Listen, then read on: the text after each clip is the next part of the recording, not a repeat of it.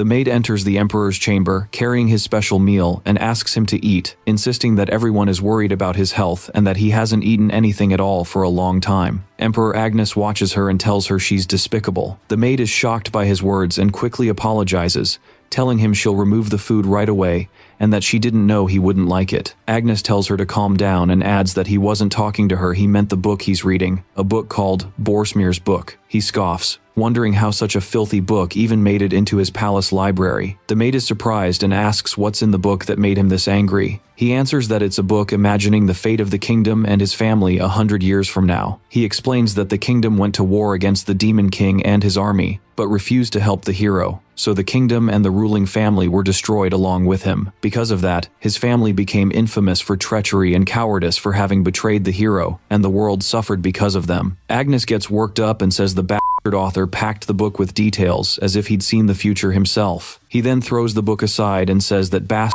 doesn't know his strength or his family's strength, and that it's impossible for anyone to destroy his kingdom or his family. He adds that none of this matters, and that it was his mistake for reading a novel by a failed writer, trying to get attention by insulting his family. He tells the maid to get back to work and that he'll eat on his own. She replies, "Understood," and quickly leaves. Emperor Agnes keeps thinking about what he read, simmering with anger, and tells himself he achieved great feats by uniting the first human kingdom against the demons. So much so, that the demons themselves respected him, and he was known as the strongest emperor in the world. But he admits to himself that was a long time ago. Now he has no goal left in his life. He achieved everything he wanted, and there isn't a single patch of land on the continent that isn't under his control. Yet he feels terribly bored. He wonders if there's something he can do. He doesn't want to live out the rest of his life in boredom. Then he decides to sleep and think about it later. Some time passes, and the scene shifts elsewhere. We see a guard running in a panic inside the youngest prince's palace.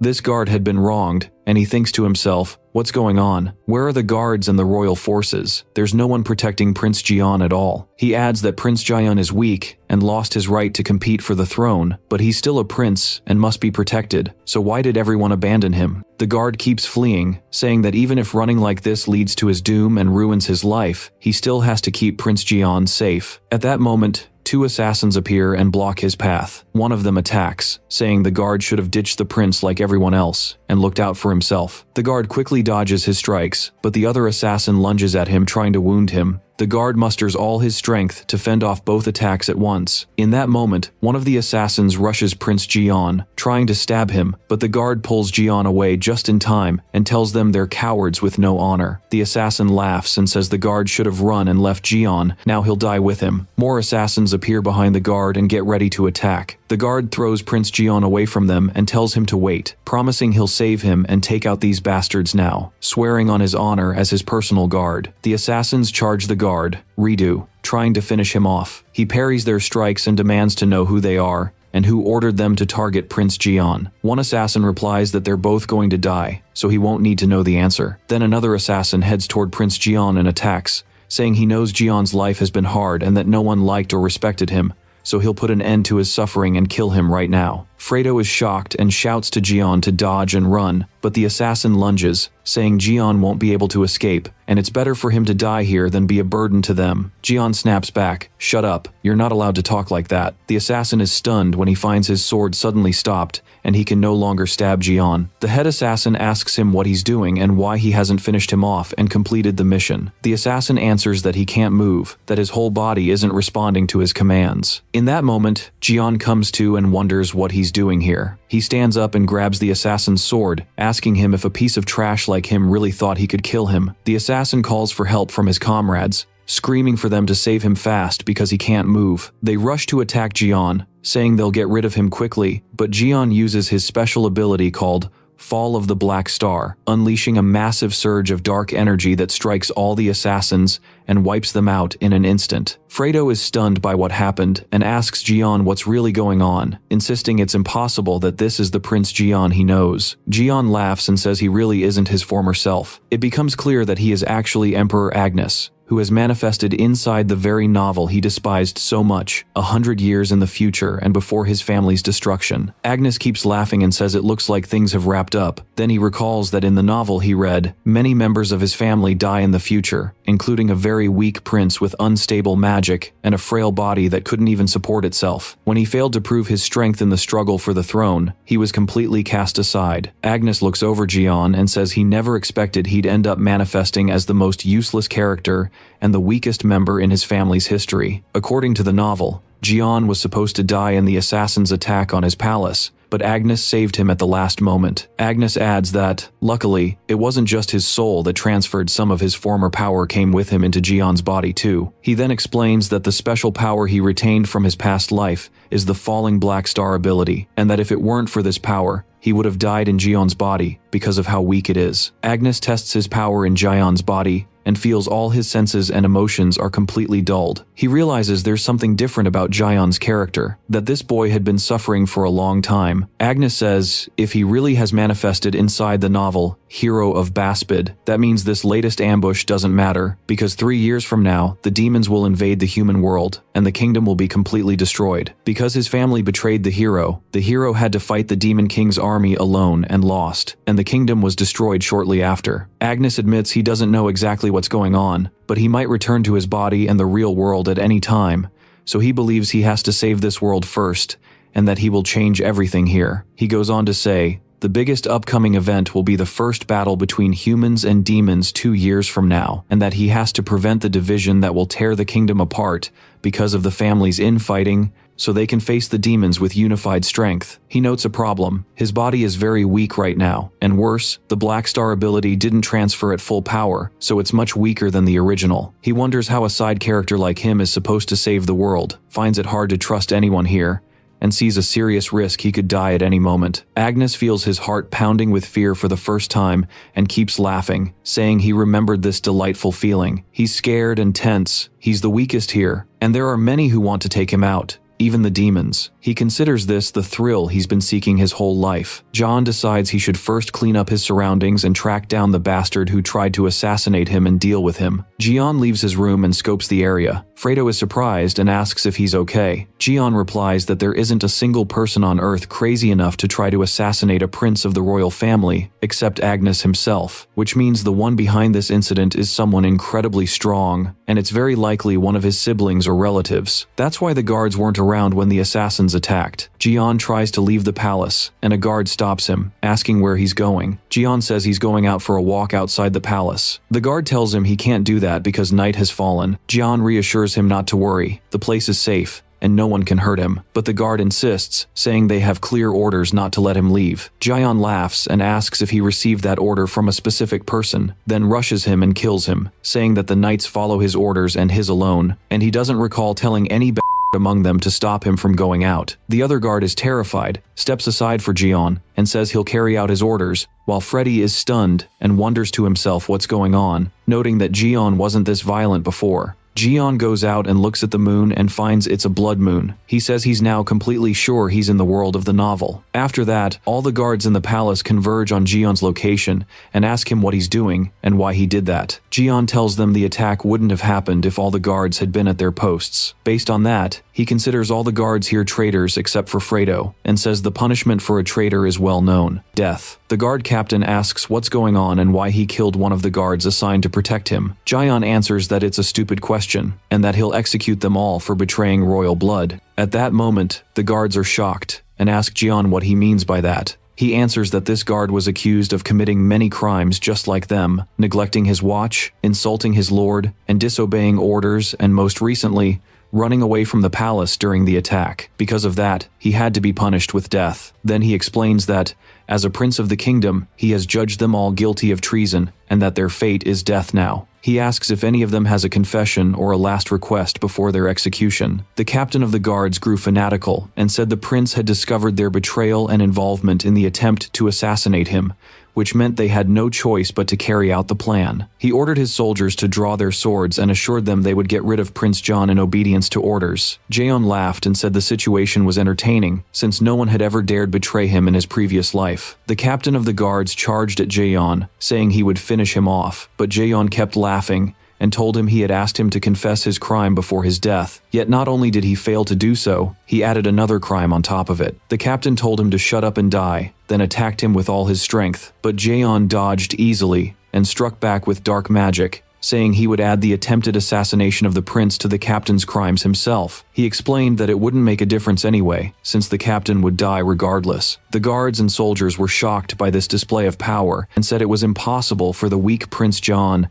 to have defeated their strong captain so easily. Fredo was stunned and couldn't believe what happened, saying this wasn't the prince he knew. Jaeon then addressed the soldiers, saying he could wipe them all out just like he did their captain, but that wounded dogs were better than new dogs, and that they now knew their fate. From this moment on, they were not to obey any orders except his. Fredo and all the soldiers bowed to him, pledging their loyalty, and Jaeon laughed, saying it had been a long time since he'd felt such fear in the hearts of his enemies. The next day, Jaeon started training at the palace using his special ability, saying that if his calculations were right, he would soon be able to boost the power of the fallen Black Star to 1 star. At that moment, Fredo came and told him there was a guest asking to see him. Jaeon asked who it was, and he answered, his fiancée, Priscilla. Jaeon then remembered from the novel that Priscilla was an important character known as the Princess of Bad Luck, and he hadn't known before that she was engaged to Jaeon in the story. Jaeon went to meet Priscilla, and she apologized, saying she hadn't wanted to waste his time. She explained why she had come, then said she was there to ask him to break off their engagement. She knew the timing was bad, but said she was forced to do it, and noted that if he objected, they could come to an agreement. Jaeon told her he wasn't interested and agreed to her request. Priscilla was surprised by his response and asked what he meant by that, but he left, repeating that he agreed to end the engagement and promised to send an official letter to her family and the royal family when he had the chance. Priscilla was in shock, wondering what was going on and why he agreed so quickly. As Jaeon stepped out, he was surprised to find Priscilla's guards lined up in front of him. One of them stopped him and asked him to go back inside and apologize to Priscilla. Jaeon asked what he meant by apologize. The guard answered that Priscilla was a high-ranking noble and he shouldn't have treated her that way. Jaeon laughed, showed his boldness,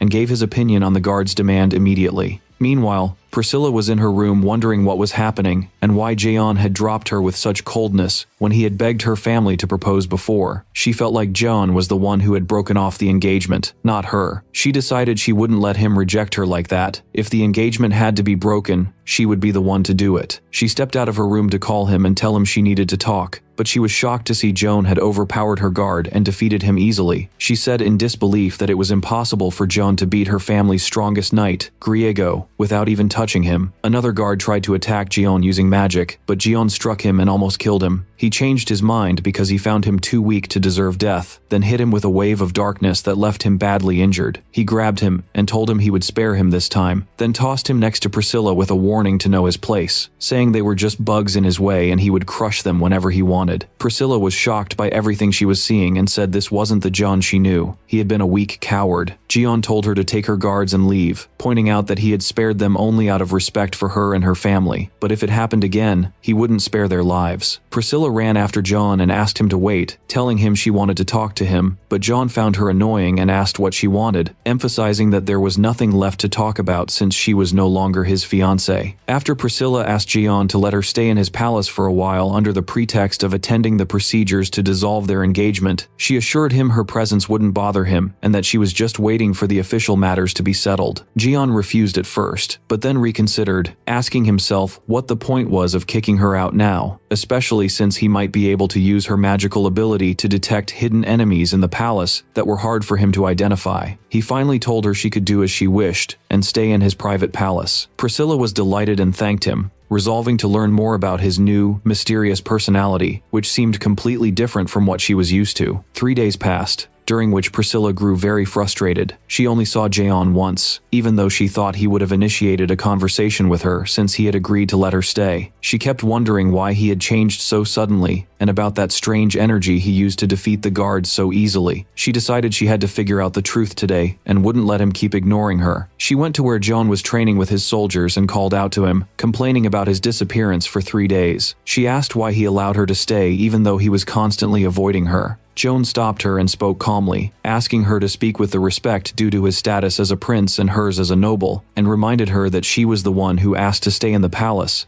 and that he wasn't even obligated to speak to her. Priscilla was stunned by his words, promised she wouldn't bother him again, and left silently. As for Jaeon, he completely ignored her and ordered his guards to tighten night security for a full week, as well as provide strong armor in preparation for any emergencies. 3 more days passed, and then a group of assassins began attacking Jeon's palace again. Jeon was sitting and waiting for their arrival so he could confront them, while the leader of the assassins was sensing how hard it was to infiltrate the palace, and noticing how strong the security was compared to what had been rumored. Doubts spread among them that they were walking into a well-laid trap. Suddenly, one of the assassins was attacked and killed without them knowing how it happened, and then the rest of the assassins began dropping into the darkness one after another, until only the leader remained. Terrified, he asked the attacker to reveal himself. Jeon appeared, announcing that he was the one who killed his companions, and that the leader's fate would be no different from theirs. The assassin was stunned. He had thought Prince Jeon had hidden his strength during the succession battles. He tried to escape to report back to whoever sent him, but Jeon ambushed him with the Dark Eagle attack and killed him, telling him he had initially intended to let one of them escape to inform their sender, but that it was his bad luck that he wouldn't be that dog. Jeon kept checking the palace, sure there were more assassins hiding in the walls. Suddenly, he heard sounds of magical explosions, and wondered what was going on. He remembered that among the assassins were mages, especially since Priscilla was staying at the palace, and she was a mage too. Sure enough, Priscilla was facing one of the assassins with her magic and demanding to know who he was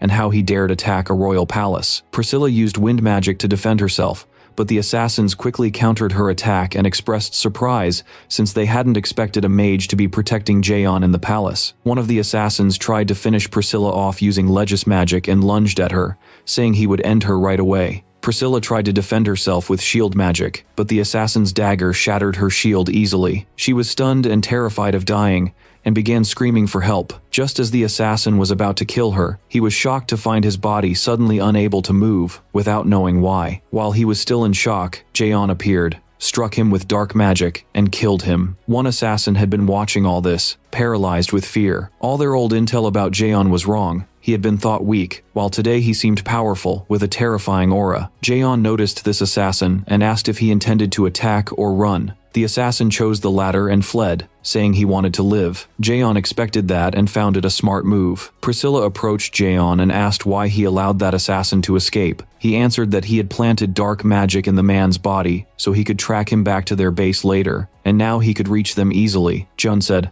threatening, "Whoever chose to disturb me should be patient. I'll be paying him a deadly visit soon in revenge for what he's done." The next day, Jaeon started his day as usual, thinking about the recent assassin incident. He told himself that after that attack, his black star had reached the strength of 1 star, which made him much stronger than before. But he had a serious problem. Jeon's body was too weak, and his internal magical power was harming it. He realized he needed to strengthen his body better than this. A little later, Jaeon went to the guest room to meet his half-sister, Evelyn Agnes, who had arrived to talk to him. Jeon describes Evelyn as one of the strongest candidates for the Emperor's seat, like him, and her power was so great that some compared it to the hero's strength in the story. Among all his siblings, she was the closest to actually taking the throne, as she was the only one who supported the hero in his fight against the Demon King and his army, while the rest of the siblings used that against her. Evelyn started off by telling Jeon she was happy to see him again, and that it had been a long time since they'd had a friendly chat. She asked how he was doing, but he seemed reserved,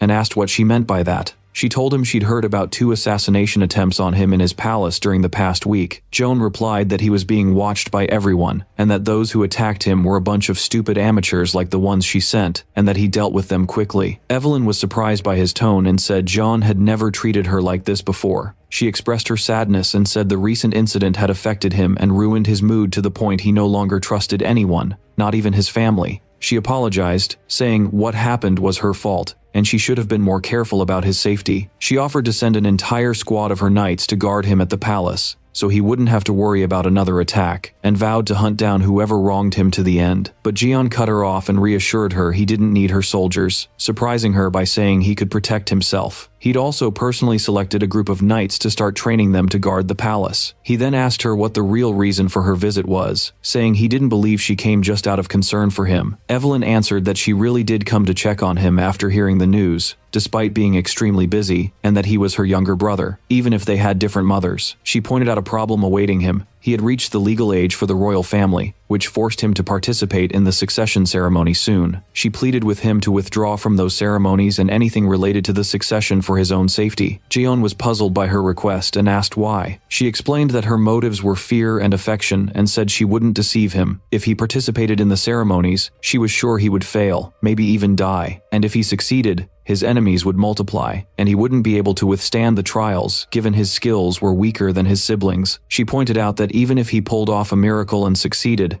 his life would move to the one-star palace, with siblings whose only concern was the crown and the throne, and she believed his stay there would be short anyway. Evelyn released part of her power and threatened Jeon with her special stars ability, insisting that even if he passed the tests, he wouldn't last more than a day. Jeon examined the energies radiating from her and identified them as heavenly starfish, the ability that marks the official royal family's children, the power of legitimate heirs to the throne, destined to rule. Jeon laughed, commenting with admiration on Evelyn's power, acknowledging that she truly deserved to rule, but added that she had just one problem. Then he unleashed his power in front of her, revealing the fallen black star ability, and asked, "Which idiot told you I'm weak, or that I wouldn't be able to rule them all?" The scene then shifted to Evelyn, returning to her palace, surrounded by guards who saluted her at the entrance. The guard captain asked why she had come back with all the soldiers who accompanied her, and she told him that her brother Jeon refused to receive any of them, which surprised him. Evelyn said she didn't know the reasons, but she was convinced of one thing. Her little brother had changed so much she barely recognized him, and she started wondering if he had been like this from the start. She also mentioned the strange, mysterious power John showed, confirming it wasn't the heavenly sea ability of the royal family's children, and that it was completely different from any power she had seen before. She ordered the guard captain to increase the number of guards around the castle, and plant a spy to watch Jeon constantly. She wanted to know everything happening around him at all times. After that, the head butler went to Jeon and said with a smile that Evelyn loved him so much, she sent him a gift like this to take care of him and protect him. Jeon was shocked when he saw the gift his sister sent and said, "This is a ghoul's heart. Whoever absorbs it will gain the power of a 1,000-year-old ghoul." Jeon realized he could massively boost his strength with this heart, and felt happy he hadn't clashed with Evelyn, and that she admired him enough to support him with such a precious gift. Then he remembered Evelyn's heavenly starfish, and said it was very strong and quite similar to the black star he possessed. He wondered if his family had also inherited the black star or not, while believing no one but him could use this ability, even if they were from his family. He noted that this world doesn't follow logic, and that he needed to keep his relationship with Evelyn, since she could be useful in the future. At that moment, a servant arrived to tell John that Priscilla had come to see him, so he allowed her in. Priscilla entered angrily and asked why he had summoned her after humiliating her in front of everyone and treating her like a maid. John replied that she had lived in his palace for a while, and it was time to pay for her stay here. She wouldn't live with him for free. Priscilla was stunned and asked what he meant, pointing out that he was a prince and didn't need her money. He told her he needed something more important than money. He handed her a manuscript and asked her to estimate how long it would take to activate it. Priscilla took the manuscript and examined it, and before she fully understood it, she was shocked. She said it was an extremely powerful magic circle and asked who drew it. He told her he drew it himself. She didn't believe him because the circle was drawn with symbols and magical letters she didn't recognize, and said that only the strongest master mages in the world could draw such a spell. Jeon answered that he didn't want her opinion on the matter. He asked about the activation time. She said that if she started feeding it with her magic now, it would be ready by tomorrow. Then she added, surprised, that she hadn't known John was this gifted in magic. From her analysis, the circle seemed to be a tracking spell meant to force something to appear. She promised she'd start activating it, but wanted to know what he planned to use it for, calling the magic strange. Jeon told her he intended to use it for hunting, and that there were people he needed to get rid of. The next day, Jeon gathered all the servants and guards for an emergency meeting in the palace's training yard. Leni the maid asked the head butler, Cyan, why they were meeting. He answered that he didn't know, and that Prince Jeon had changed so much he'd begun to fear him. Now he preferred to carry out orders without asking questions for fear of death. The maid agreed that she was scared of him too. It had been a long time since she'd felt this way, and news of Jean was spreading through the kingdom because of his behavior. Jean addressed everyone and told them not to move from their spots. Then he asked Priscilla to begin activating the magic circle immediately. Priscilla agreed and started pouring her magical energy into it. The magic spread and began affecting everyone present, servants and guards alike. Leni noticed a strange change in her body because of the magical light, and couldn't understand what they were doing exactly, but she knew they were in danger, She tried to ask head butler Cyan, who looked nervous and couldn't answer because of the magic filling the place. In the next moment, Priscilla pricked her finger and let a drop of blood fall into the circle's center, activating its second phase. Cyan was shocked and shouted for them to stop, but he lost control of his body and began to fully transform into a terrifying monster. Joan watched and said, "This circle is called the Enemy Detection Circle. It emits powerful detection magic that reveals any disguise within its range." Priscilla was stunned and asked what the monster was. He answered simply that this was their enemy's true form. Then he explained that the enemies of humans and the kingdom in the novel were monsters who served the Demon King and helped him return, and that he had learned those monsters had infiltrated the kingdom disguised as humans to serve their interests. At that moment, the monster attacked Priscilla, trying to take her out. She called out, asking why it was attacking her and not Jeon, the one who exposed it. The guards intervened to protect her and declared they would fight the monster. Jeon said it was only natural for the monster to attack Priscilla, known as the Unlucky Princess, since her family's blood is described as evil blood and monsters like it a lot. He pointed out that according to the events of the novel, the monsters would capture Priscilla in the future and take her as a blood source to their kingdom, where she would remain tormented between life and death for the rest of her life, which is why she was known as the Unlucky Princess. The guards tried to stop the monster, but to no avail. Even the weakest monsters easily outclass 6 normal men, and facing them is nearly impossible for any human without a special ability. Jeon kept watching and told himself he'd have to step in personally. He didn't want trouble or chaos in his palace right now. Jeon moved into the battleground and faced the monster himself. Priscilla was shocked and asked why he was risking his life. He was a prince and wasn't supposed to put himself in danger. At that moment, the monster charged Jeon with full force, laughing and vowing to kill him. Jeon didn't hesitate. He gathered his black energy, grabbed the monster, and examined it closely, saying he hadn't dealt with monsters like this before it had 2 hearts. While the monster tried to hit him and push him away, Jeon went on the offensive again, provoking it with mockery and asking if it was scared. The monster roared, "Shut up. What kind of magic is this? How did you force me to show myself? This is a strange power I've never seen in my life, not even among monsters. And who are you really?" It swore it knew Prince Jeon well, and that this young man definitely wasn't him. Jeon smiled with contempt and said, "My identity isn't important. What matters is that you're my enemy, and you're going to die now." The monster shouted that it hated tricksters, and swore that if it defeated him, it would take him to its kingdom for interrogation, threatening that he would regret this insult. Jeon taunted it, saying it was just a petty monster to him. He gathered the Black Star's energy and used darkness magic to easily block the monster's attacks, which stunned it. Jeon then mocked it, saying he wasn't even strong and that he'd warned them from the start. Then he unleashed a spear of darkness that dealt fatal blows and finished the monster off completely. Jeon thought that if his ability hadn't evolved to 1 star, he wouldn't have succeeded in the fight. He needed to regain his full power and keep strengthening his body. He also figured normal human bodies might not be able to handle the Black Star at full force. He noticed he had destroyed the monster's 2 hearts and its magic core, so it could no longer send information to its comrades before dying. At that moment, a large number of terrified knights rushed into the palace grounds. A knight named Alex stepped forward and introduced himself as being from the White Lion unit, saying they had come to protect John. He asked what had happened. From them, John learned they were the guards Evelyn wanted to plant in the palace. Jeon told them nothing had happened that warranted their concern, that he himself had taken down the enemy that appeared, that he hadn't summoned anyone, and that he hadn't needed help. He then pointed out that they should not barge into his palace again without his permission. Alex explained they moved when they heard a big commotion and noticed the lack of security, so they came to make sure he was safe. Joan repeated that he had the situation under control, and that his enemy wasn't even worth using his full power against, and assured them no one needed to worry. Jeon thought he needed to hide his true power, so that neither his human nor monster enemies would know anything about it, at least until he was ready to hunt them all down, once he recovered a larger share of his energy. In another scene, we meet one of Jeon's brothers, one of the senior princes. His aide arrived and told him there was a problem at Jeon's palace. The prince was surprised and asked for details, since the assassins he sent there had failed despite Jeon's weakness. His aide told him there were reports of another incident, unrelated to the assassins. Spies near the palace had detected massive dark magic inside, and they tried their best to figure out what happened, but all their spies inside the palace were eliminated, and even the servants were too afraid to say anything. The prince said it didn't matter much, but he ordered more spies to be sent to watch the palace because something strange was going on, and he stressed that everything should be monitored. Before leaving, the aide told him a circulating rumor. Jeon had changed a lot in a week and had become violent,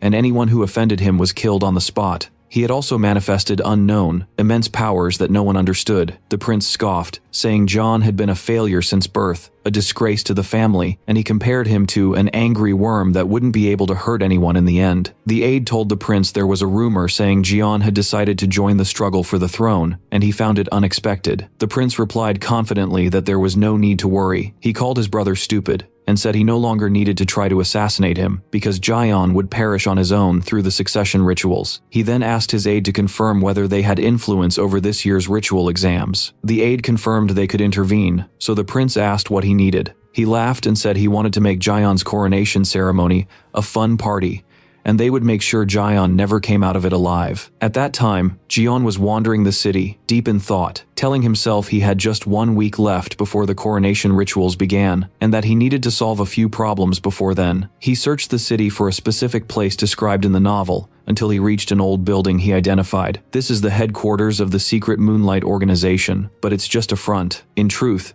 this is a branch of the famous Moon's Eye Intelligence Organization. He pointed out that the whole city knew the place, and that entry was allowed to certain people, but that was just a cover. Jion entered the disguised restaurant, and soon a waiter came to ask for his order. He answered with the password, Moonlight Soup. The waiter was surprised, then asked Jian to follow him downstairs, where the building's secret entrance was. There, the waiter took him into the branch director's office. She was surprised that he was the first actual client to request a service from this place, and told him it was a rare case. Jian checked if she was really the director, and told her he wanted to request information, but the director insisted he identify himself first, saying that the branch had only opened recently, and almost no one knew about it, not even the other branches. So she insisted he explain how he found them. Jian dodged the question, saying they usually didn't need a client's identity. If she wasn't in dire need of his money, then there was no need for the deal. When he tried to leave, the director ordered the guards to stop him. They attacked, but he blindsided them and froze their bodies completely, using the power of darkness. They stood there in shock, wondering why their bodies had stopped. John mocked them, saying they were skilled but rude, and that he likely wouldn't deal with an idiot organization like them. He used his power and took everyone down easily, threatening to smash the entire branch, but he spared them and settled for punishing them for raising their weapons against him. Jian then cut down every assassin who attacked him with ease,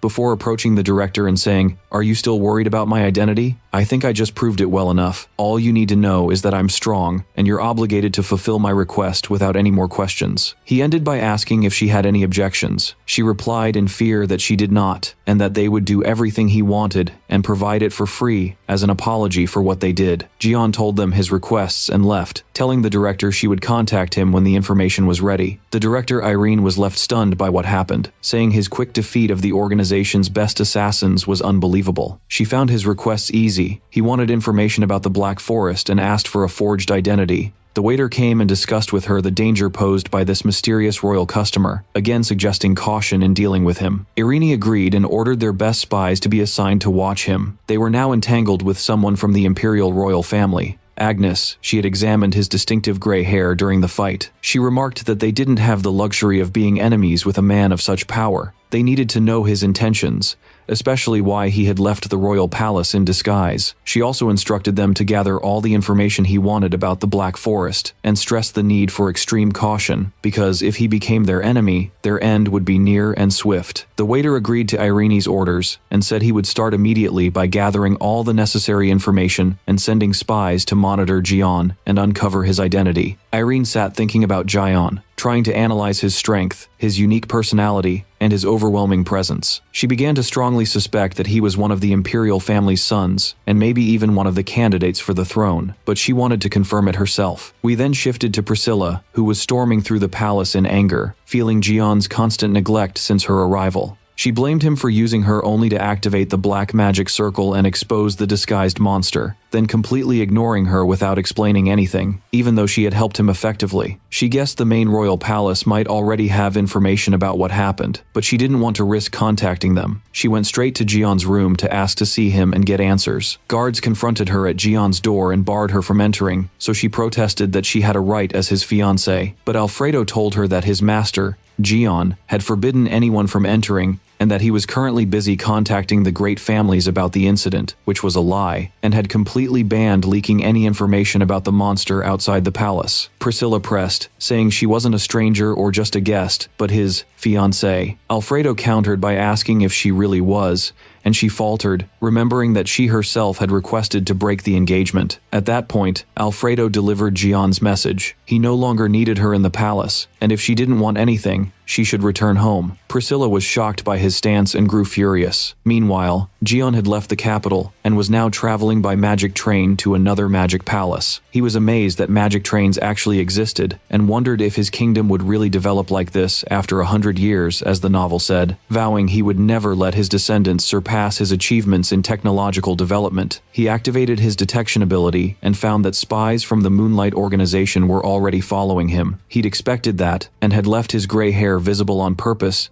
to scare them into taking him seriously and fulfilling his requests quickly. After all, his goal from the beginning was to take control of them and benefit from the organization. He recalled details from the novel. The Moonlight Organization would later become a secret guild, supporting the hero against the monster army, and they would make a massive sacrifice for the hero after everyone neglected him, even his family and the kingdom, with no compensation. That's why he had come to them himself to verify the events and to influence their path. The train attendant announced they were approaching the city of Rowan, so Gion got ready to disembark. When he stepped off the train, he thought about needing a new aide. He found that the Royal Knights didn't have enough talent and would take a long time to train. He decided to use his knowledge of the future and the novel to choose a worthy aide. He knew that person would be here in Rowan. Gion entered the city and watched it carefully and alertly. He was sure he was in exactly the right place at the right time. He knew from the novel that every month there was a harsh religious cleansing event for the city's residents, and that this very month the city would be destroyed after the cleansing incident, and that the destruction would start from the Black Forest, which alone held the secrets of the residents' true identities. He wanted to enter the Black Forest, and that wasn't possible without permission from Baron Rowan, the man with influence here, which was extremely difficult. Gion went to the security post, and there he used the power of darkness to summon the spy who was tailing him, threatening her to come out immediately or be killed. The spy appeared, collapsing in fear and shocked that he had completely exposed her. Gion told her he didn't want to interfere with the Moonlight Organization's original mission, but he had a special,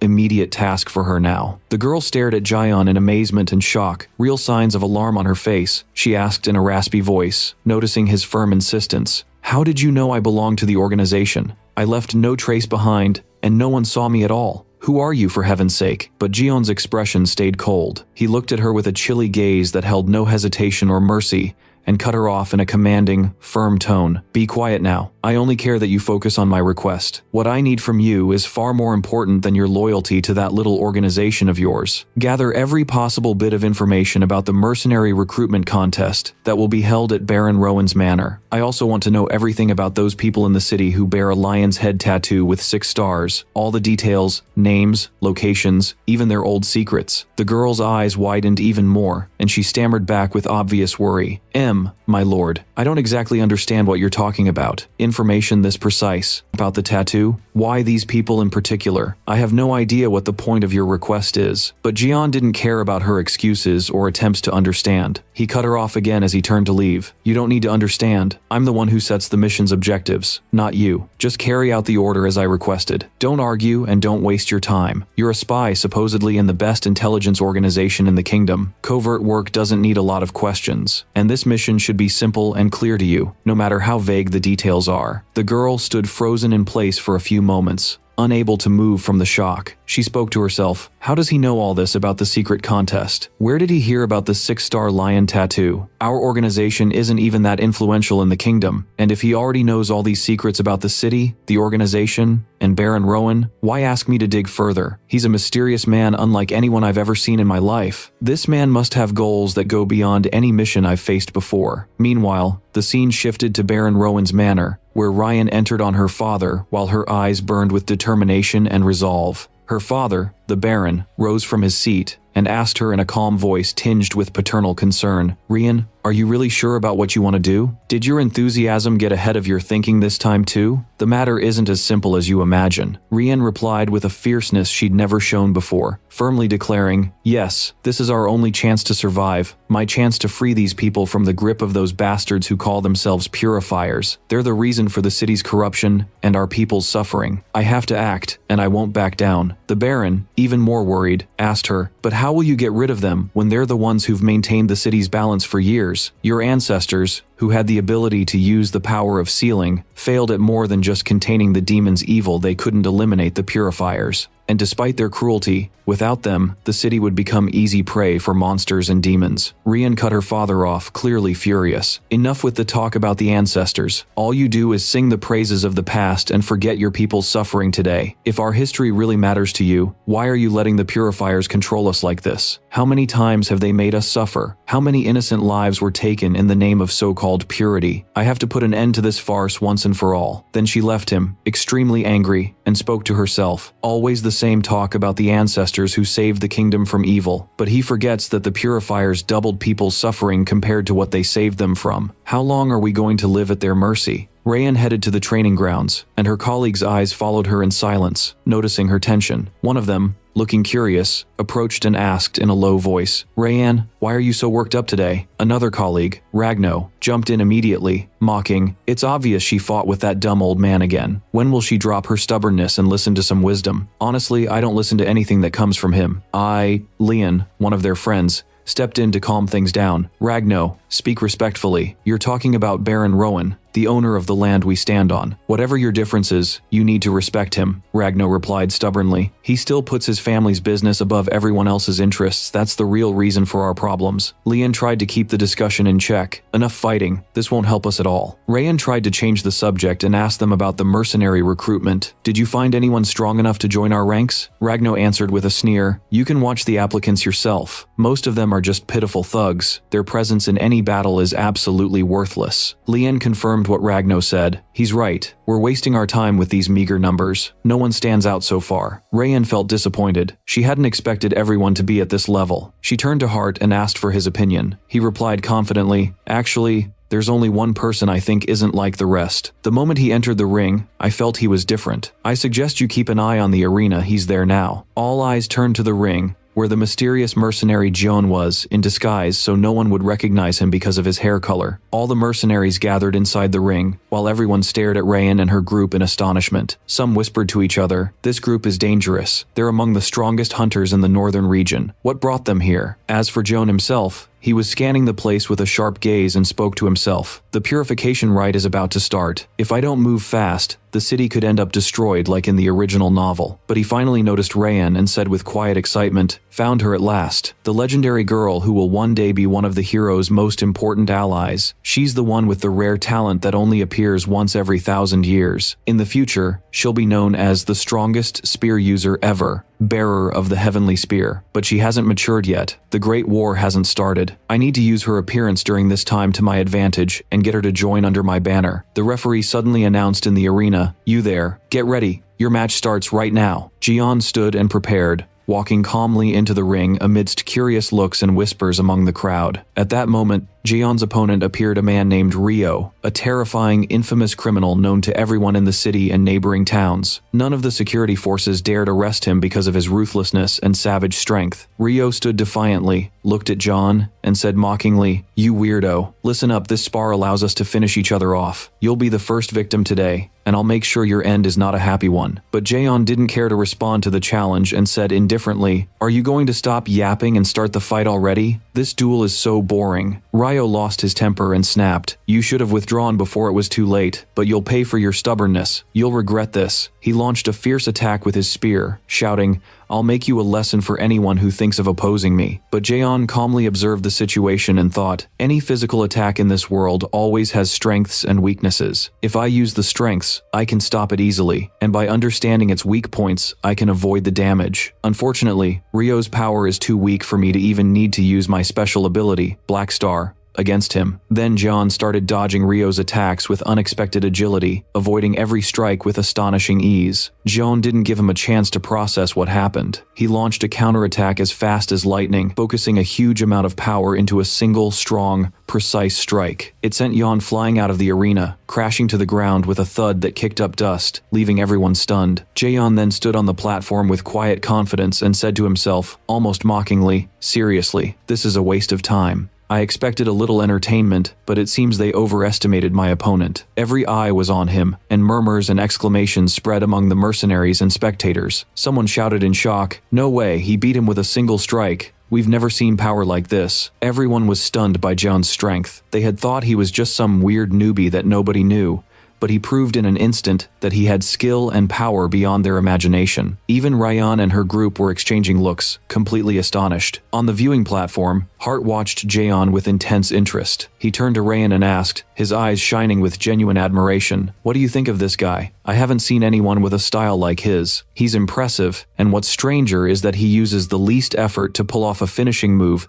that's the mark of a true fighter." He continued his analysis. "Even so, I think his body's weak. It's obvious it doesn't suit the power he's got inside. Maybe that's why he chooses precision and speed instead of relying on direct confrontation all the time." Ryan nodded in agreement and said, "True. His strength is obvious, but I think he's hiding much more than he shows. There's something mysterious about this man." By contrast, Ragno was angry and totally unimpressed. He scowled and said sarcastically, "I don't get why you're all so impressed with that punk. In my opinion, he's so weak that if I hit him by accident, he wouldn't leave here alive. I don't see anything special about him. Just a fragile body that might suit mages or long-range magic users. But he's no match for real fighters, and he's not fit for close combat. And since he can't even use his physical strong points properly, there's no way he'd be any use to us." And slight as the first for the first embouchure, Rand sighed and said tensely, "Maybe you're somewhat right. Yeah. His physical strength is weak. That's not what I expected after all the preparations and searching for mercenaries. I spent all this time dreaming of attracting a major talent to our side, and in the end, even the mercenaries here aren't offering much," she murmured to herself sadly. "The purification is about to start, and it looks like we'll have to rely on ourselves to survive without anyone's help." But before she could finish, Rayon and everyone present were shocked when a strange man suddenly appeared in the ring, as if the shadows had swallowed him for a moment, laughing with mockery and pride. His eyes gleamed with an evil look, and a strange tattoo was clearly visible on his leg, a six-pointed lion's head. Rayon gasped and stepped back, screaming in shock. "Impossible! That's the symbol of the secret members of the Purification Organization." The crowd was stunned, and fearful whispers spread. Everyone knew the Purification Organization was just a cover for a secret network serving the demons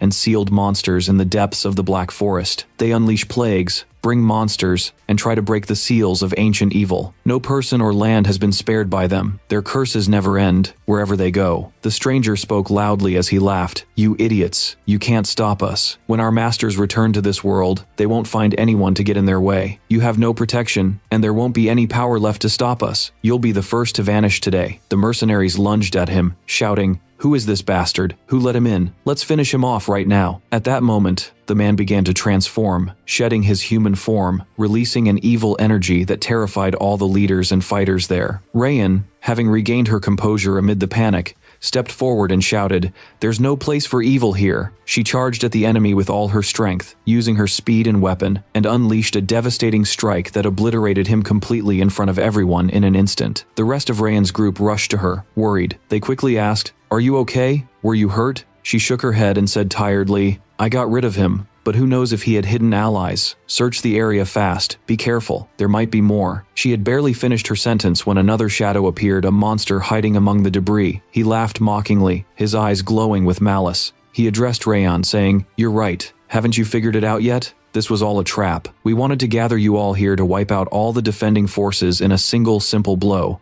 with explosion magic." And Rayan shouted immediately, "Everyone, get ready now. This was a trap to wipe us all out. He's going to blow up the arena now." The crowd gathered their strength to respond, but the villain immediately began activating the explosion magic. His body flared with catastrophic energy, and suddenly the place exploded with a deafening roar that nearly shattered eardrums. Chaos reigned for a moment, but as the smoke cleared, everyone was stunned. The explosion hadn't harmed them at all, and the villain had already been taken out. Shock spread among them, and soon some whispered, "What happened? What kind of energy canceled it like that?" Ragno and Lian stepped toward Rayon and said, "We always knew you were strong, but we never imagined you could nullify an explosion like that. How strong have you gotten?" Hart chimed in, agreeing, "That's right. Even against the Purification Organization. I guess you won't be needing us anymore." Rayon smiled faintly and denied it, saying, "You're all wrong. I wasn't the one who stopped the monster's attack or the evil energy. Didn't you notice? Right before the explosion, the strange mercenary Jaeon, he disappeared for a moment and suddenly appeared behind the monster. And then amid the destruction, he unleashed a strange magical energy, and it felt like everything stopped for a moment. Jaeon managed, at the critical moment, to stop the massive explosion, and using his unique power,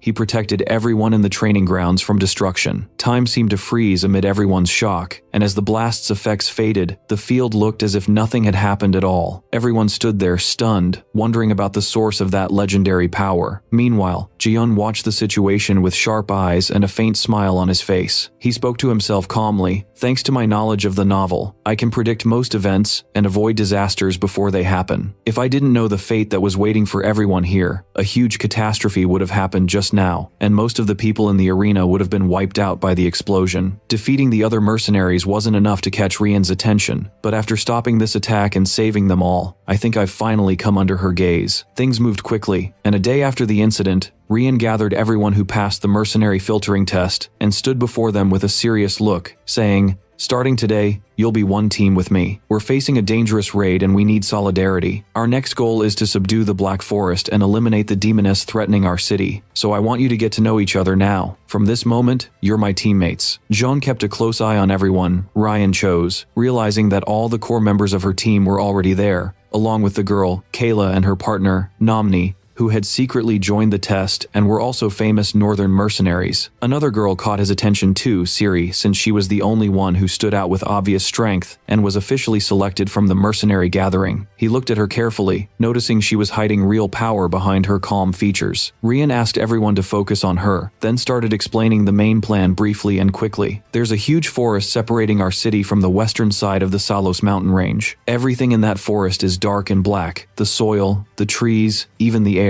That's why it's called the Black Forest. Long ago, anyone who went in never came back, so passing through it was completely banned. No one escapes once they cross the magic boundary. Siri interrupted her curiously. "I've heard a lot about the Black Forest and I know some stories about it, but what I want is the truth. Why do you want to raid it now? Specifically, what makes this timing so dangerous?" Ryan answered with a sad look. "A long time ago, it was said that my great-grandfather, the founder of the city, faced the greatest evil when he came here. They said he soaked his body in dragon blood, gained their power, managed to drive out the evil and destroy the source of corruption, then founded the city of Rowan. But the truth isn't like they tell it. In reality, my great-grandfather couldn't defeat that evil. He used dragon blood to seal the demoness inside the heart of the Black Forest. Since then, our city has suffered because it pays the price of keeping this demoness sealed," she added, looking at the whole team. "Everything we do, from purification rites to sacrificial festivals, is just a way to appease the demoness and keep her from breaking free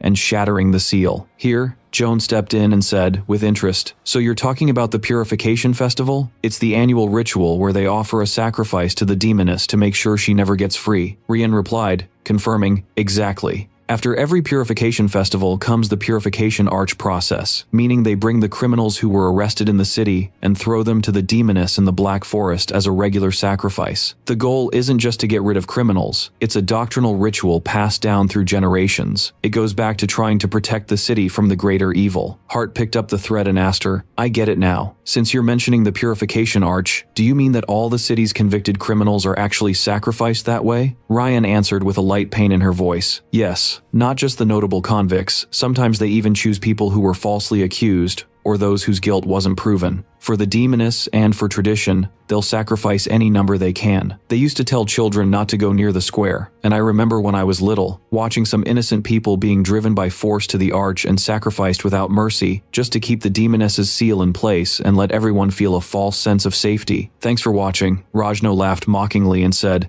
"Now I get your point behind all this. At least now our participation in the raid has meaning, and we can feel that our goal is truly human and noble." Then Ryan added, "The demoness in the forest, her powers are weakening because the magical barrier has lasted thousands of years. But because of that, only a very small number of the strong can enter the forest, and so our only hope of ending this nightmare is your success as a team." Here, Kayla stepped in and said to Ryan firmly, "I'm convinced by what you said and I'm ready to fight, but there's one question bothering me. Why did you choose this man, Jeon, to join us? At first glance, he seems the least useful, suspicious and weak compared to the mercenaries." Rajno agreed and laughed. "I'm with Kayla on this too. I was surprised you included him in the raid when, honestly, he's far from strong or exceptional. No matter how much he tries to prove himself, I don't see anything in him that helps us on this mission." Jones smiled with disdain and said to himself, "Northern mercenaries are arrogant as always, so confident in their strength, they're practically blind. Even so, I know from my knowledge of the future that they'll be a powerful help to me if I guide them well. My presence among them today will change a lot tomorrow. Even though the number of Northern mercenaries participating in the mission this time was only 5 out of the original 7, their prestige remained the same. They're considered a strike force in everyone's eyes. Just having them on any squad makes rival teams rethink things 100 times. No one dared underestimate them. Even the strongest or bravest mercenaries feared the name Northern Mercenaries and expected their chances of surviving against them were very slim. Ryan stepped forward with confident, steady steps, her eyes scanning the faces around her, her tone inspiring trust. I know full well Jaeon hasn't shown his strength or explained his abilities to you yet, but my gut never fails me. I'm sure he'll be a key factor in this raid. His presence with us isn't a coincidence, and I hope you'll trust my choices, even if you don't share my vision right now.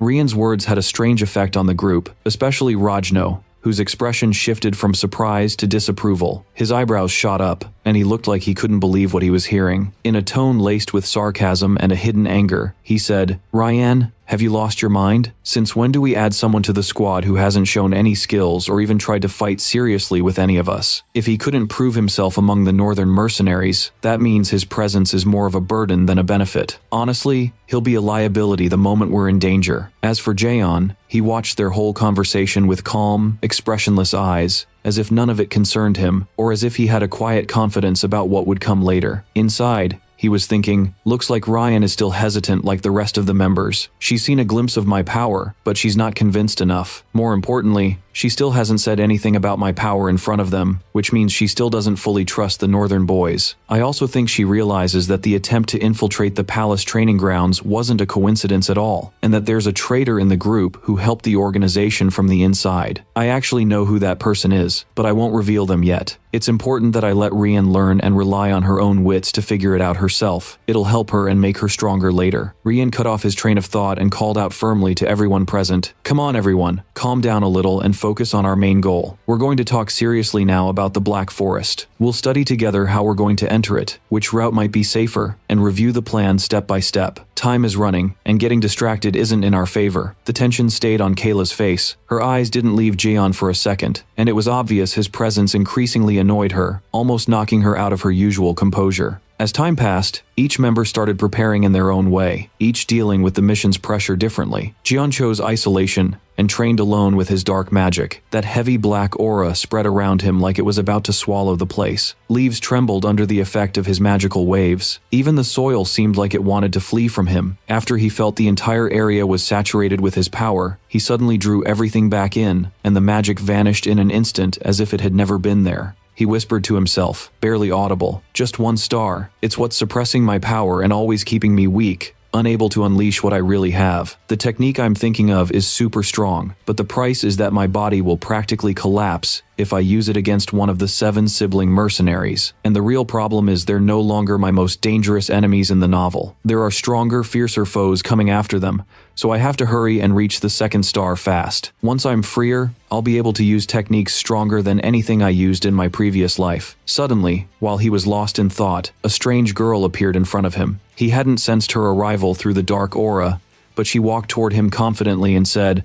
looking at the lingering traces of his power, "What's this? Your energy is really strange. I haven't seen anyone move dark magic with that level of mastery in years. How do you control it and draw it out for yourself? I really want to know all the secrets of your power." Joan was startled by her sudden appearance and looked at her cautiously. "Clearly, you're not an ordinary person. Important question. How did you get out of the seal?" "I was sure the seal hadn't been broken yet." A wide smile curled on the girl's lips, her tone dripping with mockery. "So you figured out my identity that fast. You're as special as I expected. But listen to my advice. If you really want to stay alive, don't enter the Black Forest with Ryan and her team." Jeon asked her in genuine surprise, his curiosity starting to stir. "And why's that? I'm surprised you just showed up here out of nowhere. Why are you warning me specifically?" She laughed and said to him in a calm but threatening tone, "The answer's simpler than simple. I'm not repeating myself. If you enter the forest and ignore the warning, I'll wipe you all out myself, whether you come alone with your power or with them. My advice, listen to me, and don't throw away your fate with your own hands." She vanished as quickly as she appeared, leaving no trace, while Jeon kept smiling quietly, his grin never leaving his face. "The demoness herself came out to threaten me. I couldn't waste a chance like this. Looks like my moves are changing the course of the novel more than I thought. But whatever. I never liked this story anyway, and I've decided to change everything my own way." Minutes later,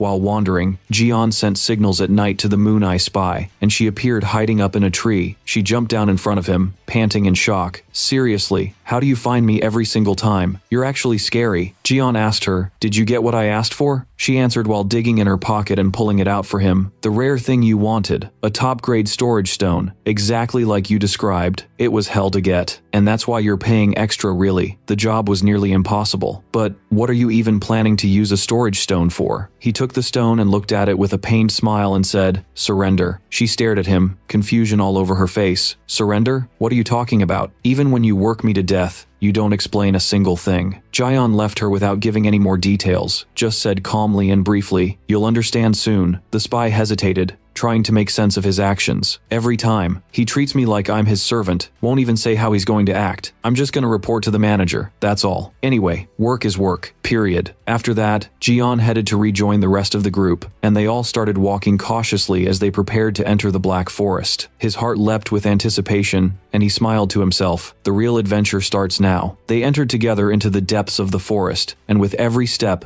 the darkness grew thicker. The trees got blacker. Even the trunks and leaves seemed to absorb the sunlight completely. Even the air grew heavy, carrying the smell of ancient dust and a frightening magic. Hart kept looking around suspiciously, and the tension in his voice grew as he said in amazement, what is this place? The whole forest looks cursed. This is impossible. The kingdom itself should have come and sent its strongest knights and mages to save us from whatever's going on here. Not us. This looks way beyond anyone's capabilities. Everyone's eyes darted around, watching the shadows moving among them, and the journey into the Black Forest began, full of danger and pitch-black mystery. As the group pushed deeper into the Black Forest, tension started showing on some faces, especially after they realized how deep the darkness went and how still the air was, like even the wind was afraid to move there. Hart, not used to such bleak vibes, looked worried and said in a low voice, honestly, if I were you, I'd turn back. This place isn't normal, and the risks are obvious. Ragnar, as usual, mocked him and let some of his sharp nature show, saying with a mocking smile, if you're scared, Hart, just go back. I don't like working with cowards on my team, and if I feel there's a coward among us,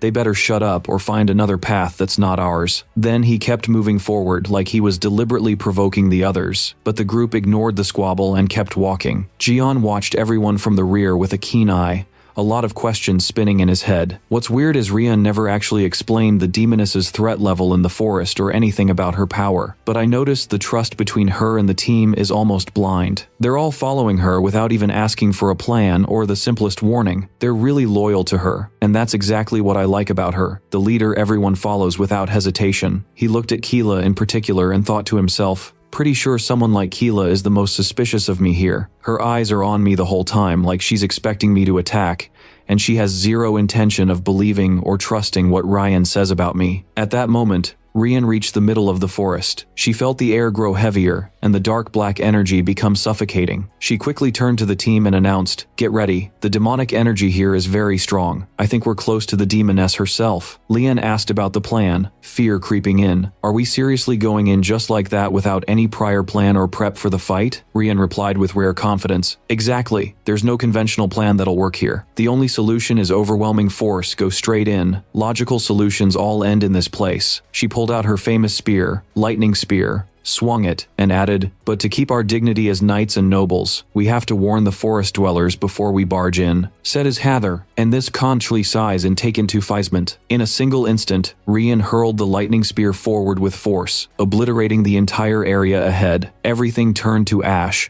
Trees exploded, and the air burst into flashes of blinding lightning. Then she let out a confident laugh and said, now, when the beasts and demons in the forest see us, they won't be surprised by our presence, and the direction of the battle is crystal clear. Jian, amazed by the scene, looked at her in disbelief and thought, can she really be this reckless? Attacking the entire place as a declaration of war? Smart, but still crazy. Then Ryan shouted, move now. Our goal is to wipe out every trace of dark power here. She sprinted deeper in, urging the rest of her team to follow. Ragnar watched her advance, smiled with a mix of satisfaction and caution, then said to Lian, See? As usual, she's the first to rush in. You got a plan for when everything goes off the rails? Lian shook his head. Unfortunately, no. Ragnar didn't wait any longer and dashed after Ryan, saying with feigned surprise, so basically, if things blow up, no one's here to keep it together. Best we avoid trouble and focus up. At that moment, Ryan was speeding between the dark trees, but she suddenly stopped at the sound of rustling and several red eyes in the gloom. Massive feral wolves appeared in front of her, more than 10 of them, and they started circling the team with terrifying calm. Rian stood her ground, tightened her grip on the spear,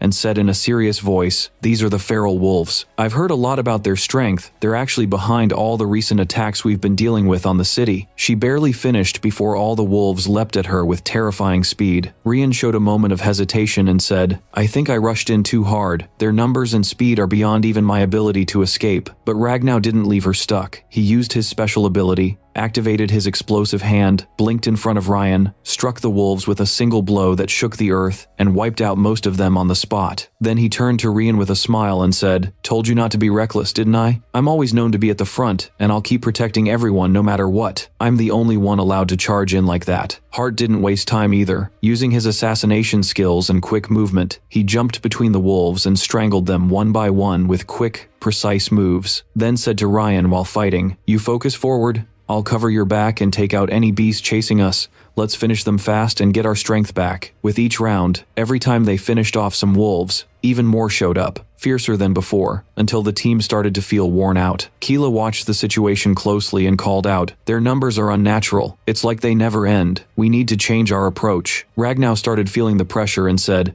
"Anyone got an alternative plan or group magic to gather them up? We can't keep this pace and effort." Keela raised her hand and announced, "Listen up. I've got a plan, but all of you need to fall back immediately. I just need some space." And Keela, laser-focused, began summoning her energy. A halo of blue fire flared around her. Then she unleashed a devastating wave at the wolves. Anyone touched by the blue flame burned completely until nothing remained. The ground itself looked like a burning ember, and the main wave of wolves was finished. Namni moved up to Keela and said quickly, "Careful, fall back, I've got you now." It didn't take long before new monsters appeared and started pouring in by the hundreds. Jion kept watching everyone from behind and said to himself, "Truly impressive. There's real cohesion in this team. Looks like they've trained together since childhood and know each other's moves literally. Their movements are synced like they share one mind." Jion continued thinking, "This is the perfect time to move to the next step of my plan. There are increasing numbers of monsters in every direction, and they've started to surround the entire place." Suddenly, a massive feral bat appeared above Jion's head and dove at him with blinding speed.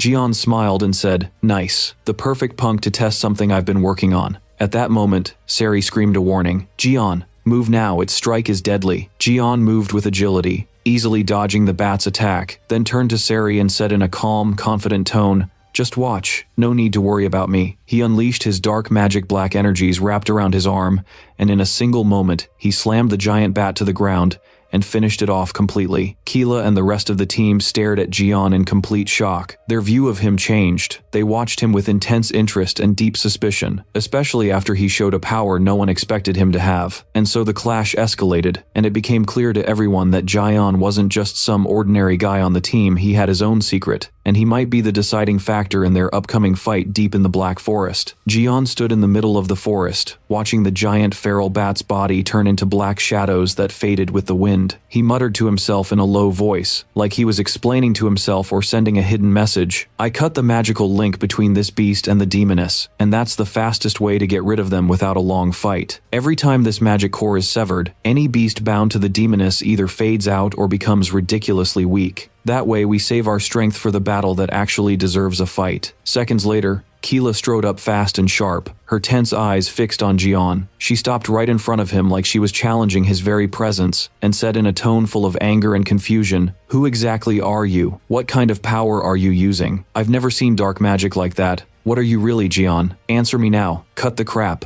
Jion stayed silent, giving only a cold look and a faint smile, holding the edge of his cloak on purpose to hide any mark that might reveal his power or identity. The tension spiked, and Keela raised her voice, losing her temper. "You gonna answer me or not? If you keep this up, I'll take you as an enemy and hit you myself. But the decisive moment was interrupted by the ground itself, and a massive feral bear appeared between the trees, as if the earth expelled all its anger in the form of a single beast. Its roar shook the night air, and the remaining rays of sunlight vanished in an instant. Ryan shouted immediately, "Enough pointless infighting. Get ready. Now back to combat formation. That beast is way bigger and stronger than anything we've faced." Her voice turned into a clear military command. "Focus. If we lose concentration for even a second, we're all dead." In that moment, Jian let out a low laugh, somewhere between satisfaction and mockery, like he'd been waiting for this beast in particular to show up. It finally started. "This is the moment I've been waiting for. Now this is fun." Slowly and eerily, the trees around the group began closing in, forming dense natural barriers that almost cut off all movement or escape. The darkness thickened until everyone felt trapped inside an unbreakable cage. Jian raised his hand and called out, "Everyone, watch yourselves. The trees aren't moving by accident, and if you don't want to die, stick to your positions and be ready for attacks from any direction." Rajno, despite his intense tension, shouted at the group, "Don't lose focus. Keep formation and follow the instructions like we agreed. This bear is dangerous, but we're up to the fight." The feral bear suddenly lunged with immense force toward Ryan and Rajno,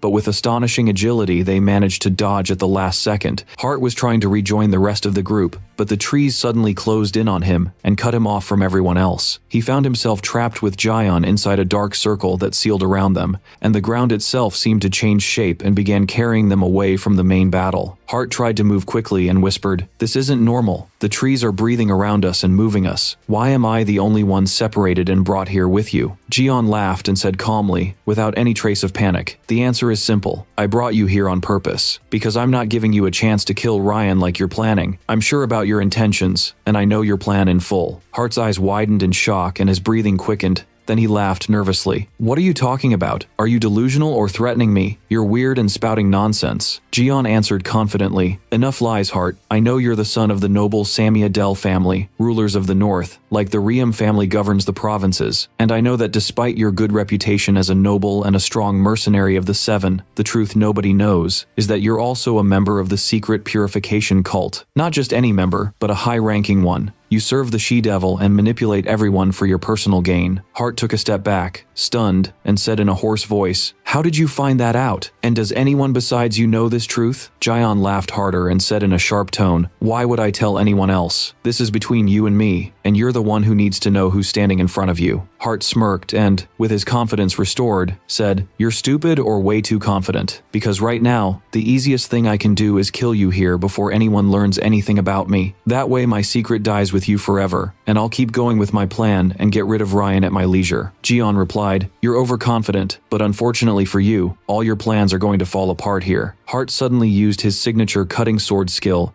and drew his blade with terrifying speed. "You're about to see my strongest techniques, and you won't even have time to think about running." Hart attacked at incredible speed and grinned roughly as he shouted, "My speed keeps my enemies from even seeing my sword. Only one hero in all my battles ever managed to dodge it. You're not one of them. Get ready to die." But the surprise was that Hart's strike didn't hit Jian at all. Time seemed to stop for a second, and Hart found himself screaming in pain. Jian had stepped into his attack range and cut off the hand holding the sword with stunning skill before Hart even registered it, and said in disbelief, How did that happen? Why didn't my fastest strike hit you? I didn't even catch a glimpse of your attack." Jian stood before him in deadly calm and said, "You made two big mistakes. First, you assumed you were stronger than me, and that's not true. Second, you didn't come at me with everything you had from the start. You had your one chance to finish me in the first moment, but your arrogance made you play around and show off. Now, your chance is gone." Jian then unleashed his Black Star power, a dark aura flaring around him as if it swallowed the light from the air, and said, "You're smart, but that arrogance of yours won't help you against someone like me. And yes, I was deceiving all of you into thinking I'm weak. I've just changed the rules of the game." Hart was terrified, but madness took over him. He screamed and unleashed his final special ability, hurling himself with everything he had left straight at Jian in a desperate attempt to attack. Hart charged with his attack, using his special ability, Moon Cutter, and shouted with pride and confidence, "I'm attacking you with my special ability, Moon Cutter, and no matter how strong you are, you can't survive this strike. It's my unique technique, no one knows it but me. Not even my friends have ever seen it. He laughed mockingly and asked Jian, "What will you do now? You'll meet your end today, no doubt." But Jian faced it with calm and poise. He looked at him with eyes full of scorn and said, "You're repeating the same mistakes I just told you about, and it seems you don't learn." He then unleashed the Black Star ability, his magic bursting everywhere around him as he easily countered Heart's attacks, and added, "I told you not to underestimate my power, but you really are an idiot." Heart was stunned by the scene and said, mouth half open, "This is impossible. No one can handle my attack." In a split second, Jian appeared in front of Heart, stepped in close, and said in a cold, focused tone, "The worst enemy of any person is their ego. You lost our fight before it even started. You know why? When I confronted you about your betrayal, you should have realized the massive gap between our powers. That was your cue to use the chance and run." Jian's magic surged at full intensity in that instant and struck him, landing a fatal blow. Heart was stunned, the signs of death creeping over him as he said in a weak voice, "Even if you finish me off, you won't be able to stop our plan because it's already underway, and I'm not the only one here." Jian replied with quiet confidence, "Don't worry, I know all about them, and about the undercover members like you. The moment they make a move, I'll take them down one by one, just like I did you." Heart said in disbelief, "That's impossible. Who are you?" Jian finished him off right then and said, "A fact like that is more than you deserve. You're far too weak. And even if you knew the truth, it would only waste my time." Jian then moved through the forest, his voice calm as he spoke to himself. Ryan and her group should be in the middle of the forest by now. I need to wrap up here fast and catch up to them. As he moved through the dark forest paths, he soon came upon a massive stone slab in one of the shadowy corners. He muttered, "I knew I'd find this slab here. This is a sacred tablet, used previously to seal the she-devil in this forest all these years. I don't know why they left it here. Would have been better to keep it in the middle of the forest where its power's stronger. But it doesn't matter now. I don't have time for these details. I need to use the slab for my plan right away." But as soon as Jian approached the slab,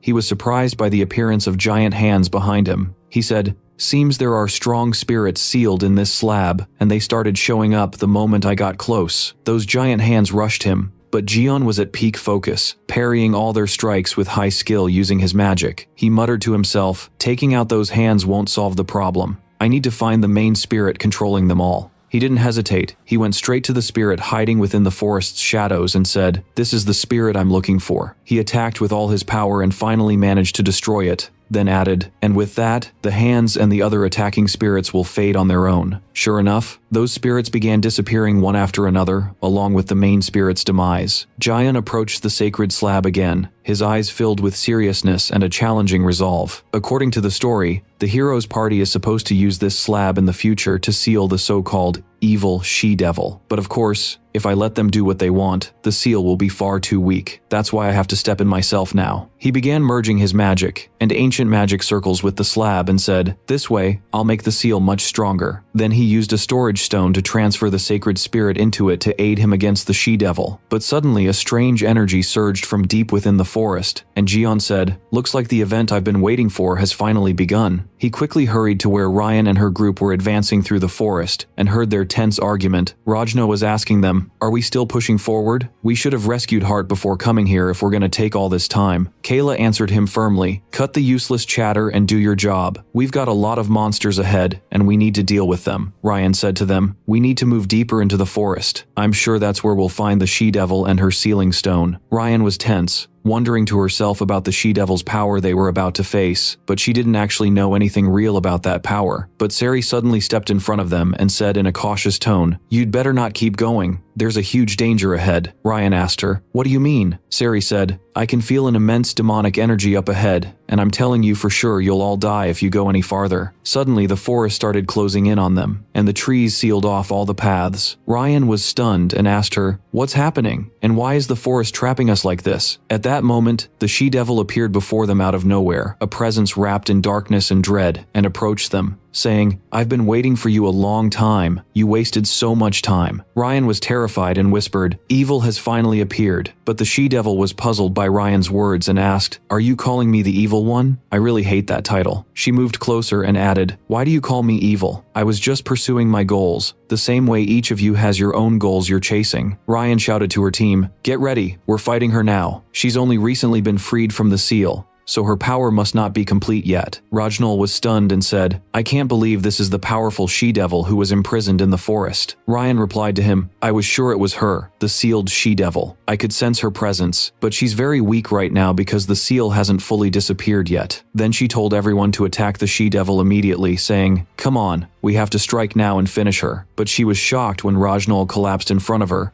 fatally wounded, and fell dead beside her on the spot. Ryan was stunned and asked, in disbelief, what's happening? Who attacked him just now? The she-devil didn't even move. She started checking her team members, only to discover they had all been killed by Leon himself. Kayla was in shock and asked Leon, what have you done? Why are you attacking your friends? Have you lost your mind? Ryan was dumbfounded and said, this is impossible. Leon laughed and backed away from them, saying, you're all so stupid. I don't have friends at all. My only loyalty is to the beast that rules this forest. He then approached the she-devil, revealed his tattoo, and said to her, I came to your place like I promised, and I must fulfill my vow to serve you and free you from this place. Pretended another self. Ryan was stunned and said, no way. Leon belongs to the purification cult? How? I don't understand. As for Leon, he said to the she-devil, I punished the scum who invaded your forest intending to harm you, and I brought you Ryan, the granddaughter of the hero who sealed you in this forest, so you can finally get your revenge. Ryan was shocked and asked him, what are you talking about? We're friends. We should be more than family. We grew up together since we were 3 years old. He ignored her and said to the she-devil, the hero's granddaughter is now at your mercy, and you can take your revenge on her for the injustice you suffered when you were sealed in the forest by her grandfather. The she-devil said to Leon, you're right, I don't like this girl. She looks dumb and unaware of her true power. But even so, why did you kill my prey? I don't like anyone sharing my meal. Leon was surprised and said, what do you mean? I got rid of them to protect you, that's my duty. But the she-devil attacked him with her magic and killed him instantly, saying, I hate stupid followers like you. Then she turned to Ryan and asked her, so, what do you think? Do you believe you came to my forest as a hunter or as prey? And at that moment, we cut to Siri, who appeared before John as he was heading to the demoness's location. Siri looked terrified and begged John to run away with her immediately, saying, Leon betrayed us. He wiped out everyone in the group. The demoness that showed up is insanely strong. No human can defeat her or even touch her. Joan looked puzzled and asked, did you abandon your group and run? Siri, shaken, shot back. What are you thinking? We have to get out of here right now. There's no time. The demoness will find us soon and kill us. We need to ask for help to save Rian. But Jian just laughed and said to Siri, why would we ask for help? This is the perfect chance for Ryan to get stronger. That's been my goal from the start. Then we learn the truth about the demoness. She was just an ordinary human, born and raised with a normal childhood. But as time passed, her thirst for blood grew, and she couldn't explain what was happening inside her, until she met a fortune teller who told her that her fate was already sealed, that she would become a notorious demoness and an enemy of humanity. The girl didn't doubt the fortune teller because she was convinced her destiny had been drawn for her, and she couldn't change it. In fact,